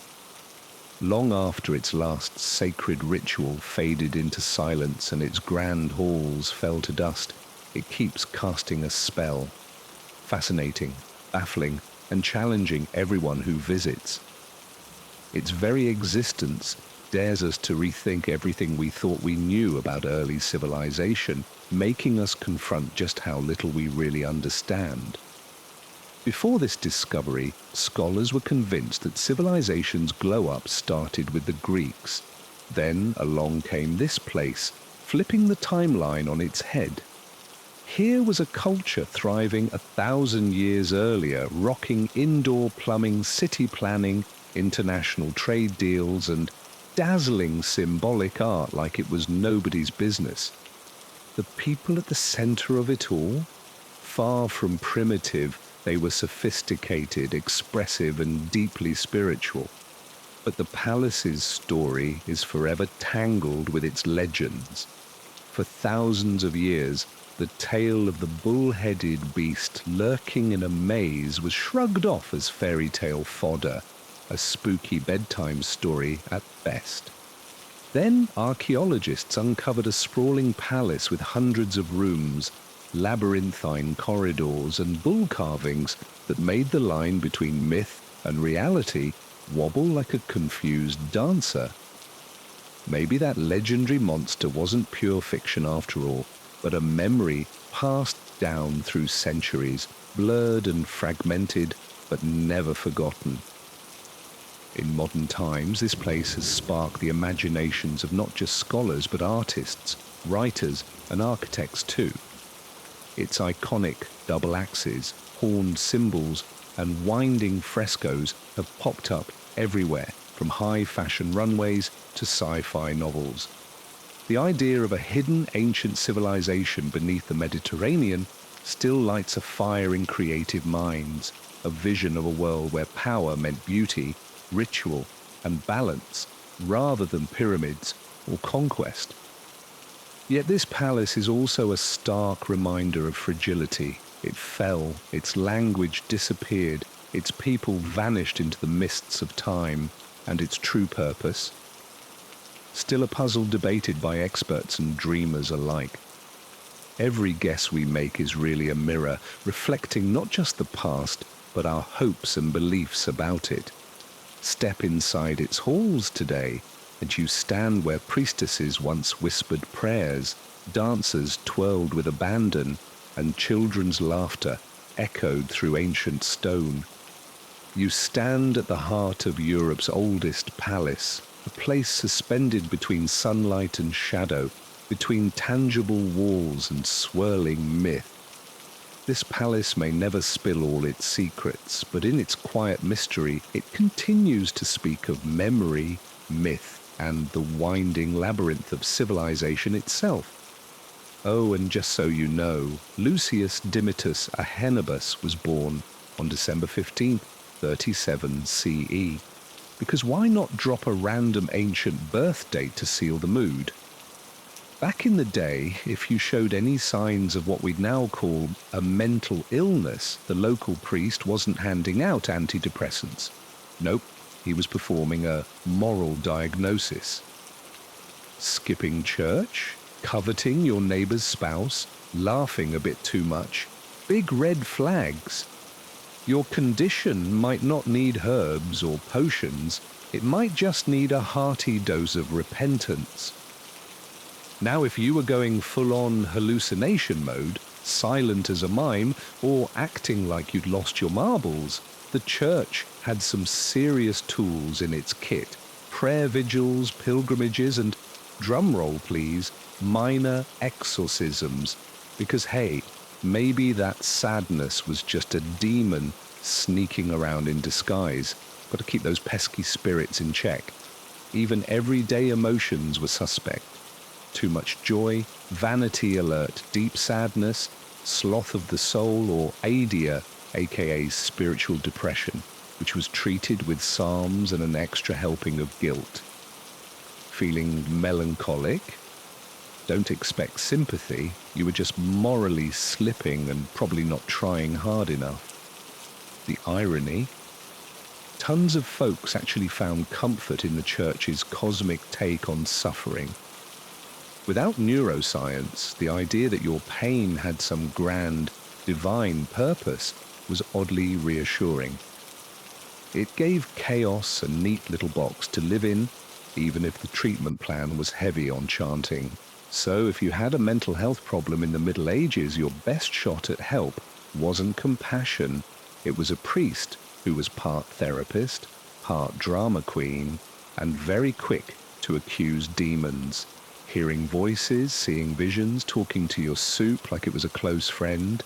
Today you might get therapy or a recommendation for a wellness podcast. Back then, you got an exorcism. Yep, the go-to treatment was a firm, theatrical, spiritual eviction notice. The logic was simple. If you're acting weird, it's not stress or trauma. It's Beelzebub moving in rent-free behind your eyeballs. Exorcisms came in two flavors. The minor kind was basically an intense prayer circle with holy water splashing and some serious mumbling. The major kind. Picture a one-man show starring a very nervous patient, a heavily robed priest, and a backup choir of monks humming ominously in Latin. The rituals varied, but the essentials were the same: chanting, scripture reading, signs of the cross, relics, and the occasional shout of "Depart, foul spirit," right in your face. If you flinched, congratulations, the ritual was working. If you didn't, they just chanted louder. Some poor souls got tied down, sprinkled with salt, or forced to chug holy water. Others had to fast for days beforehand, which, let's be honest, could turn anyone a little batty.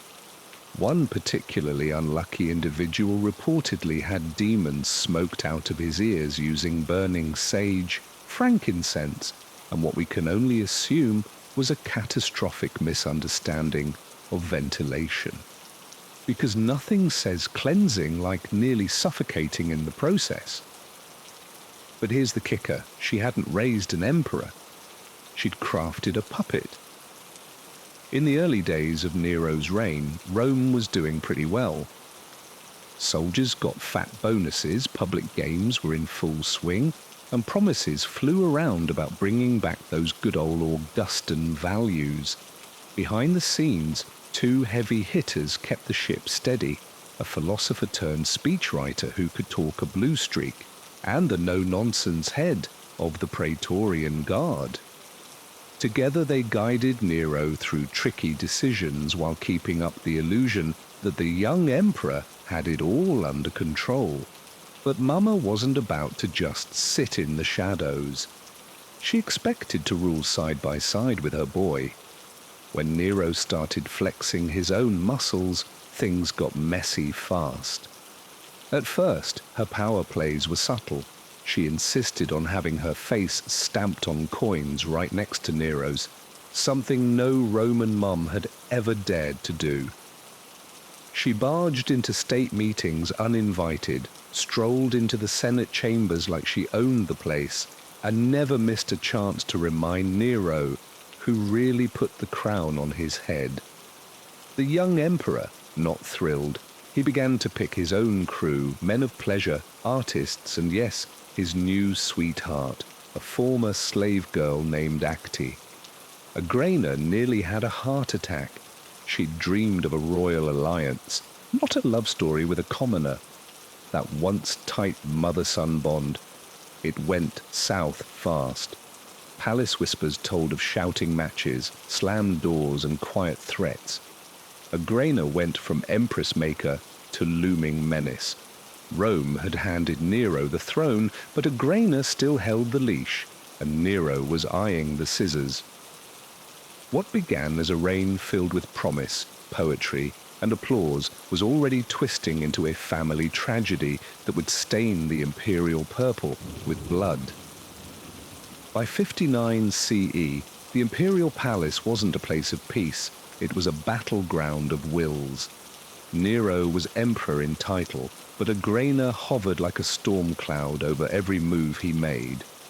She sabotaged his authority, trashed his love life, and schemed in the shadows to replace him with Britannicus, the legitimate son of the previous emperor. Nero, once the obedient son, was now desperate to break free. And he did, dramatically. Britannicus, the real threat to Nero's throne, suddenly died at a banquet. Guests claimed he choked on his wine, but the poison was so quick it was impossible to miss. Nero denied any involvement, but who was really buying that? What followed was a wild, no-holds-barred reign plunging straight into infamy with zero shame to hold it back. Once Agrena was out of the picture, Nero finally got the throne all to himself. No more sneaky whispers, no more mom watching over his shoulder, just pure, unfiltered emperor power. But instead of flexing that power on armies or government reforms, Nero took a sharp turn inward. He didn't want to be remembered as some boring ruler. Nope. He wanted to be worshipped as an artist. He fancied himself a poet, a singer, an actor. Basically, the whole creative package.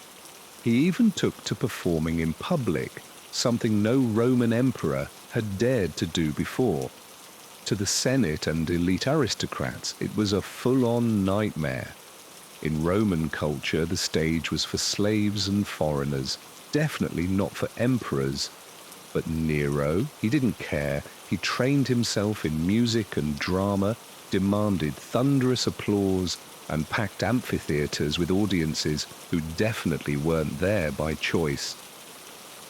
The emperor wasn't just the host of games, he was the star of the show. He wrote poems, sang tragic arias, and recited his own epic tales, bragging about his golden voice while going through some seriously bizarre rituals to keep it in shape. We're talking vomiting ceremonies, long silences, and weird diets that'd make a nutritionist cry. Senators had to endure marathon performances too scared to leave their seats. Missing a clap could mean exile or worse.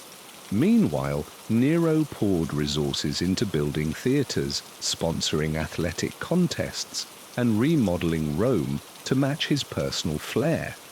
He even introduced Greek-style games, the Neuronia, a strange mix of Olympic sports and theatre, where surprise, Nero always snagged first prize. His obsession with being the ultimate performer even coloured his foreign policy. On a trip to Greece, he insisted on entering every single artistic competition. At the Olympic Games, he raced a chariot pulled by 10 horses instead of the usual 4. He spectacularly fell off mid-race, but was still declared the winner because, of course, he would have won if he hadn't fallen. Victory by default in Nero's eyes. All the while, the empire itself was groaning under neglect. Administrators were slacking off, governors ran wild, and the provinces grew restless. But Nero, he couldn't care less. He wasn't trying to be another Augustus or Tiberius. Nope, he was the artist emperor, and the empire was just his stage. What followed was a wild, no-holds-barred spectacle of shamelessness, careening straight toward legendary infamy. With his mom out of the picture, Nero finally had the throne all to himself. No more whispering behind his back, no more mom-shaped supervision, just pure, unfiltered power. But instead of using that power to conquer lands or fix Rome's messy bureaucracy, Nero decided to turn the spotlight on himself. Forget ruling, he wanted to be a superstar artist. Poet, singer, actor, you name it, Nero fancied himself the Renaissance man of Rome. And get this, he actually performed in public, that's right. No Roman emperor before him had dared to step onto a stage. The Senate and aristocrats? Mortified. In their eyes, the stage was strictly for slaves and foreigners, basically the bottom rung of society. But Nero didn't care one bit. He took music and drama lessons, demanded roaring applause, and packed amphitheaters with crowds who were about as enthusiastic as people at a root canal. But hey, they were there. Nero wasn't just a spectator at the games, he was the star of the show.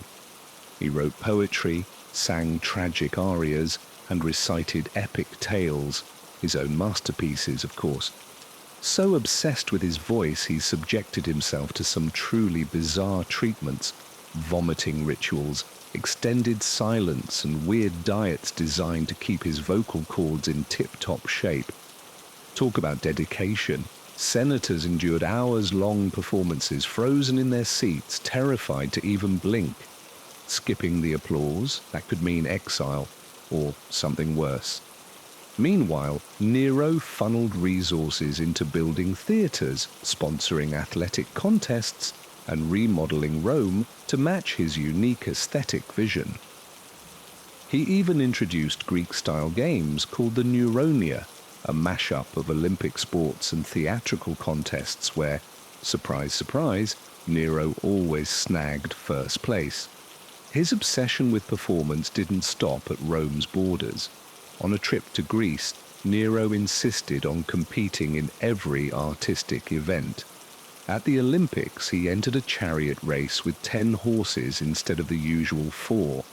Mid-race, he spectacularly tumbled off his chariot, but was still declared the winner.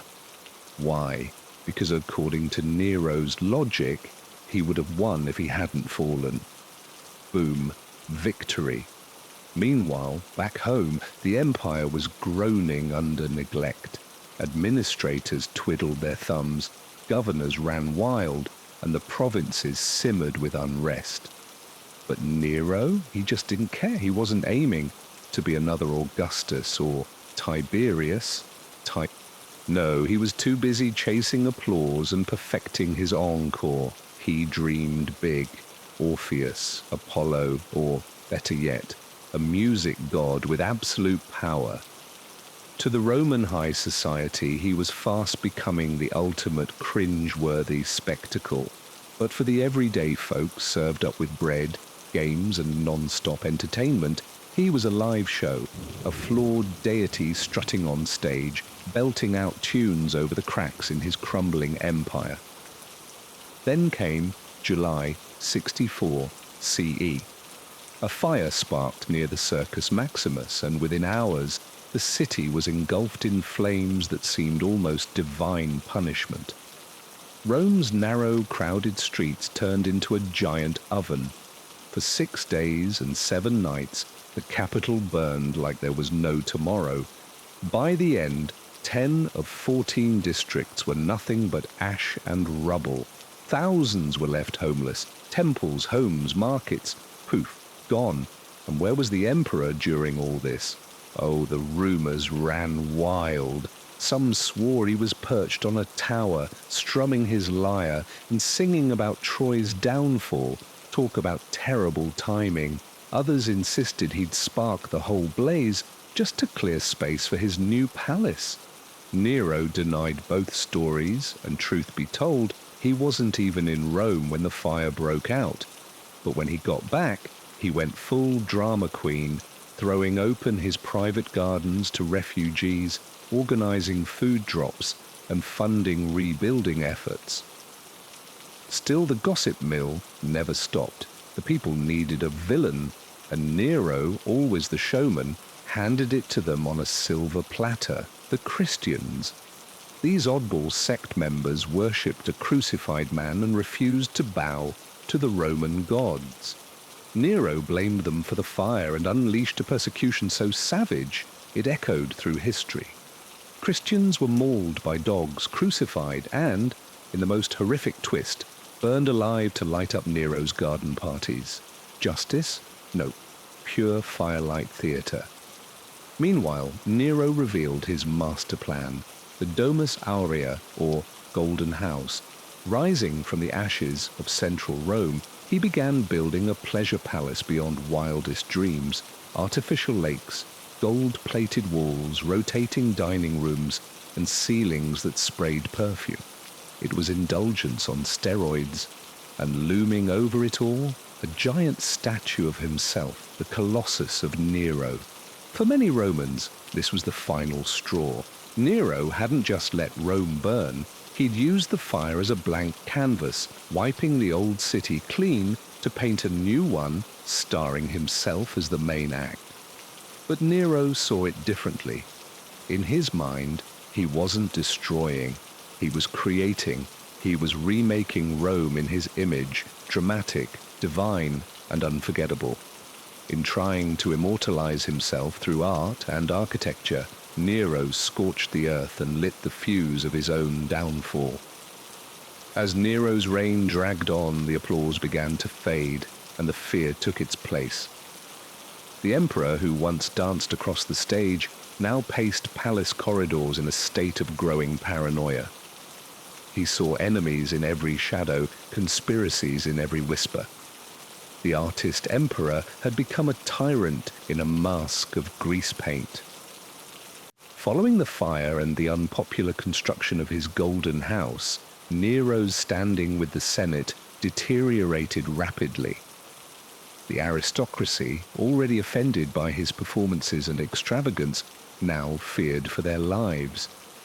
In 65 CE, a plot was uncovered.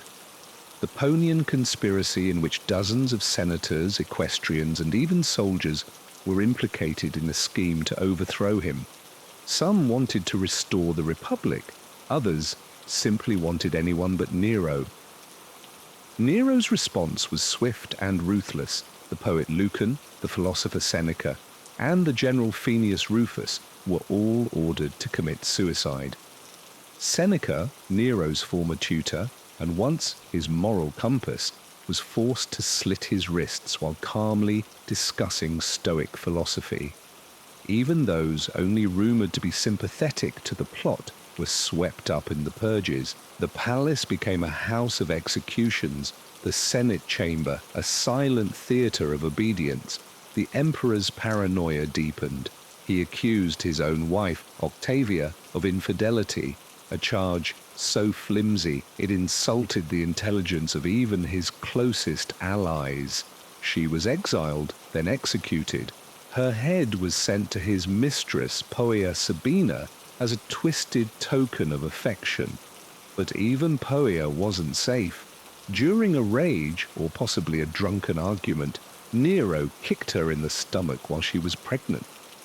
She died soon after. Some say he wept for days, others claim he mourned the loss of his muse, not the woman. Poison became a regular tool in his arsenal. He put his faith in the notorious poisoner Luster, a woman whose deadly brews had offed emperors and rivals alike with alarming efficiency. Under Nero's orders, she didn't just work alone, she turned poison-making into a little assassin's academy, training a hit squad worthy of its own diploma. By this point, Nero's court wasn't just a political hub, it was basically a blood-soaked soap opera. Everybody was a suspect, every ally a potential backstabber. And through the madness, Nero kept on belting out tunes and acting like he was the star of a hit show, convinced he was beloved by all. Spoiler alert, the audience was thinning out, the laughs were turning into nervous chuckles, and those metaphorical knives were inching closer. While Nero was busy playing the part of Rome's top entertainer and executioner, the empire outside his party bubble started grumbling.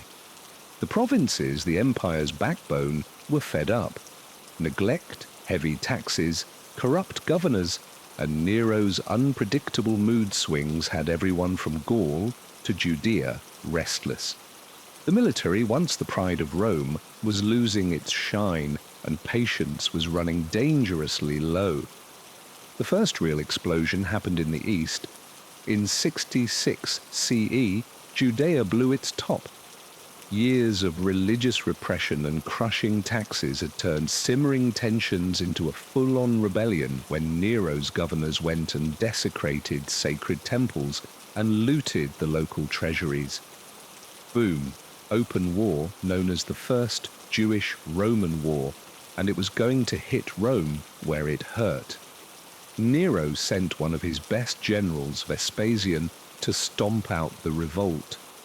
Little did Nero know sending Vespasian would come back to bite him in the imperial behind. Meanwhile, over in the west, the storm was brewing even darker. In Gaul and Spain, the legions started whispering discontent like a bad office rumor. Nero's lavish lifestyle, the ruins of Rome after the Great Fire, and his brutal antics had worn down the loyalty of aristocrats and soldiers alike. Then came the big showdown. A governor named Julius Vindex threw down the gauntlet in 68 CE, declaring Nero a disgrace to Rome, a self-obsessed performer, unfit to wear the purple. Vindex's rebellion got crushed on the battlefield, but scored a major political win. It lit the fire for others to jump on the anti-Nero bandwagon. Next up, Servius Sulpicius Galba, the powerful governor of Hispania Tarraconensis, said, "Nope, not buying Nero's claim anymore," and declared himself the Senate and people's choice for emperor. That was the first official Nero is out shout. Back in Rome, chaos set in like a bad fever. Nero's crew started bolting or flipping sides. The Senate, smelling the winds of change, got bolder by the minute. Even the Praetorian Guard, once his ride-or-die protectors, were swayed by Galba's bribes. Their loyalty, about as solid as a sandcastle at high tide. Nero tried to rally his dwindling fan club, but by now the curtain was closing on his wild, deadly show. He wept, begged, even considered fleeing to the eastern provinces and returning as a popular artist. But it was too late. The empire had turned against its self-declared god performer. Nero's isolation was complete. The provinces that had once cheered his rise now lit the fuse of his destruction. The emperor had lost his stage, and now the curtain was falling. By June of 68 CE, Nero was emperor in name only. The Senate had turned.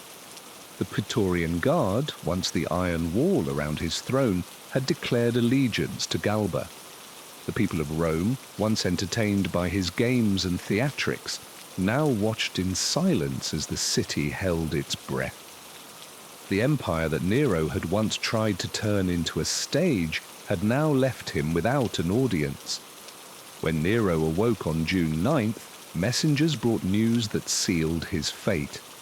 The Senate had declared him a public enemy. He was to be arrested and executed by the traditional Roman method, the pule, or being beaten to death while naked, his head clamped in a forked stick. The same man who once performed to adoring crowds would now die humiliated and alone. Panicked, Nero fled Rome in disguise. Dressed in rags and accompanied by a few loyal freedmen, they took refuge in the villa of his former secretary, located in the countryside outside the city. There, in a dark, overgrown garden, the last Julio-Claudian emperor hid in a ditch, listening for the sound of approaching horsemen. Even in his final hours, Nero's obsession with legacy did not fade. When he heard hoofbeats in the distance, he reportedly cried out, "What an artist dies in me." It was not Rome he mourned, but himself, his talent, his image, his tragic ending. His companions urged him to die by his own hand, but he hesitated. For all his brutality, Nero was a coward when it came to death. Finally, as soldiers drew near, he pressed a dagger to his throat with the help of a freedman named Epaphroditus. The blade pierced flesh. He did not die immediately. As blood filled his lungs, he whispered, "Too late, this is fidelity." He was 30 years old. The soldiers found his dying body. Astonished, the Senate, now under Galba, ordered his burial in a simple grave. No state funeral, no divine honors, just a quiet end to a chaotic reign. With Nero's death, the Julio-Claudian dynasty, the line of Augustus, Tiberius and Claudius was extinguished. Then came the next chapter in the Roman soap opera. Civil war, total chaos, and emperors playing musical chairs at lightning speed. But one thing was certain. Rome was never going to forget that guy. Nero's body wasn't even cold before the legend machine kicked into overdrive. Some folks popped champagne or amphorae, others wept into their togas, and plenty started whispering, "He's not really dead, you know. He just slipped off to the east. He'll be back." And boy, did that rumor have legs. In the decades that followed, no fewer than 3 Nero copycats popped up in Asia Minor, strumming lyres and belting out tunes like rock stars on tour. Apparently, the myth of Nero was just getting started. Now, if you asked the Roman elite what they thought of him, the reviews were less than glowing. Nero was a one-man horror show, a matricidal maniac with a pyromaniac streak, a diva in a tunic who torched the Capitol and treated the empire like his personal talent show. Historians like Tacitus, Suetonius, and Cassius Dio lined up to roast him, portraying Nero as the ultimate cautionary tale, an emperor who swapped wisdom for wigs and governance for grandstanding. But hold on, Nero wasn't a total flop in everyone's book. Among the common folk, he had a strangely loyal fan base. Why? Well, the guy slashed taxes, built public baths, indoor plumbing, a crowd favorite, and handed out grain and games like an ancient Oprah. You get a chariot race. Crude? Sure, but also kinda generous. To some, he was the people's emperor, vulgar, with a heart of gold-plated bronze. Then came the Christians, who took the villain label and cranked it up to 11. Some early texts painted Nero as the first Antichrist, yes, that Antichrist, and maybe even the beast from the Book of Revelation. Not just a bad emperor, but cosmic-level bad, like evil sorcerer boss level bad. Yet Nero had something the other tyrants didn't: flair. He wasn't the cold, calculated creep like Tiberius, or the moody lunatic like Caligula. Nero was theatrical, all drama all the time, poet, god, tragic hero. His entire reign felt like a fever dream directed by a very enthusiastic playwright. Even his death had the melodrama of a lost Greek tragedy. Centuries later, artists and filmmakers couldn't resist resurrecting him. Nero became the poster child for a ruler consumed by aesthetics, a man who loved beauty so much he couldn't deal with the ugliness of power. His name turned into shorthand for everything excessive and over the top, a cautionary tale about what happens when a ruler's ego goes on tour without a map.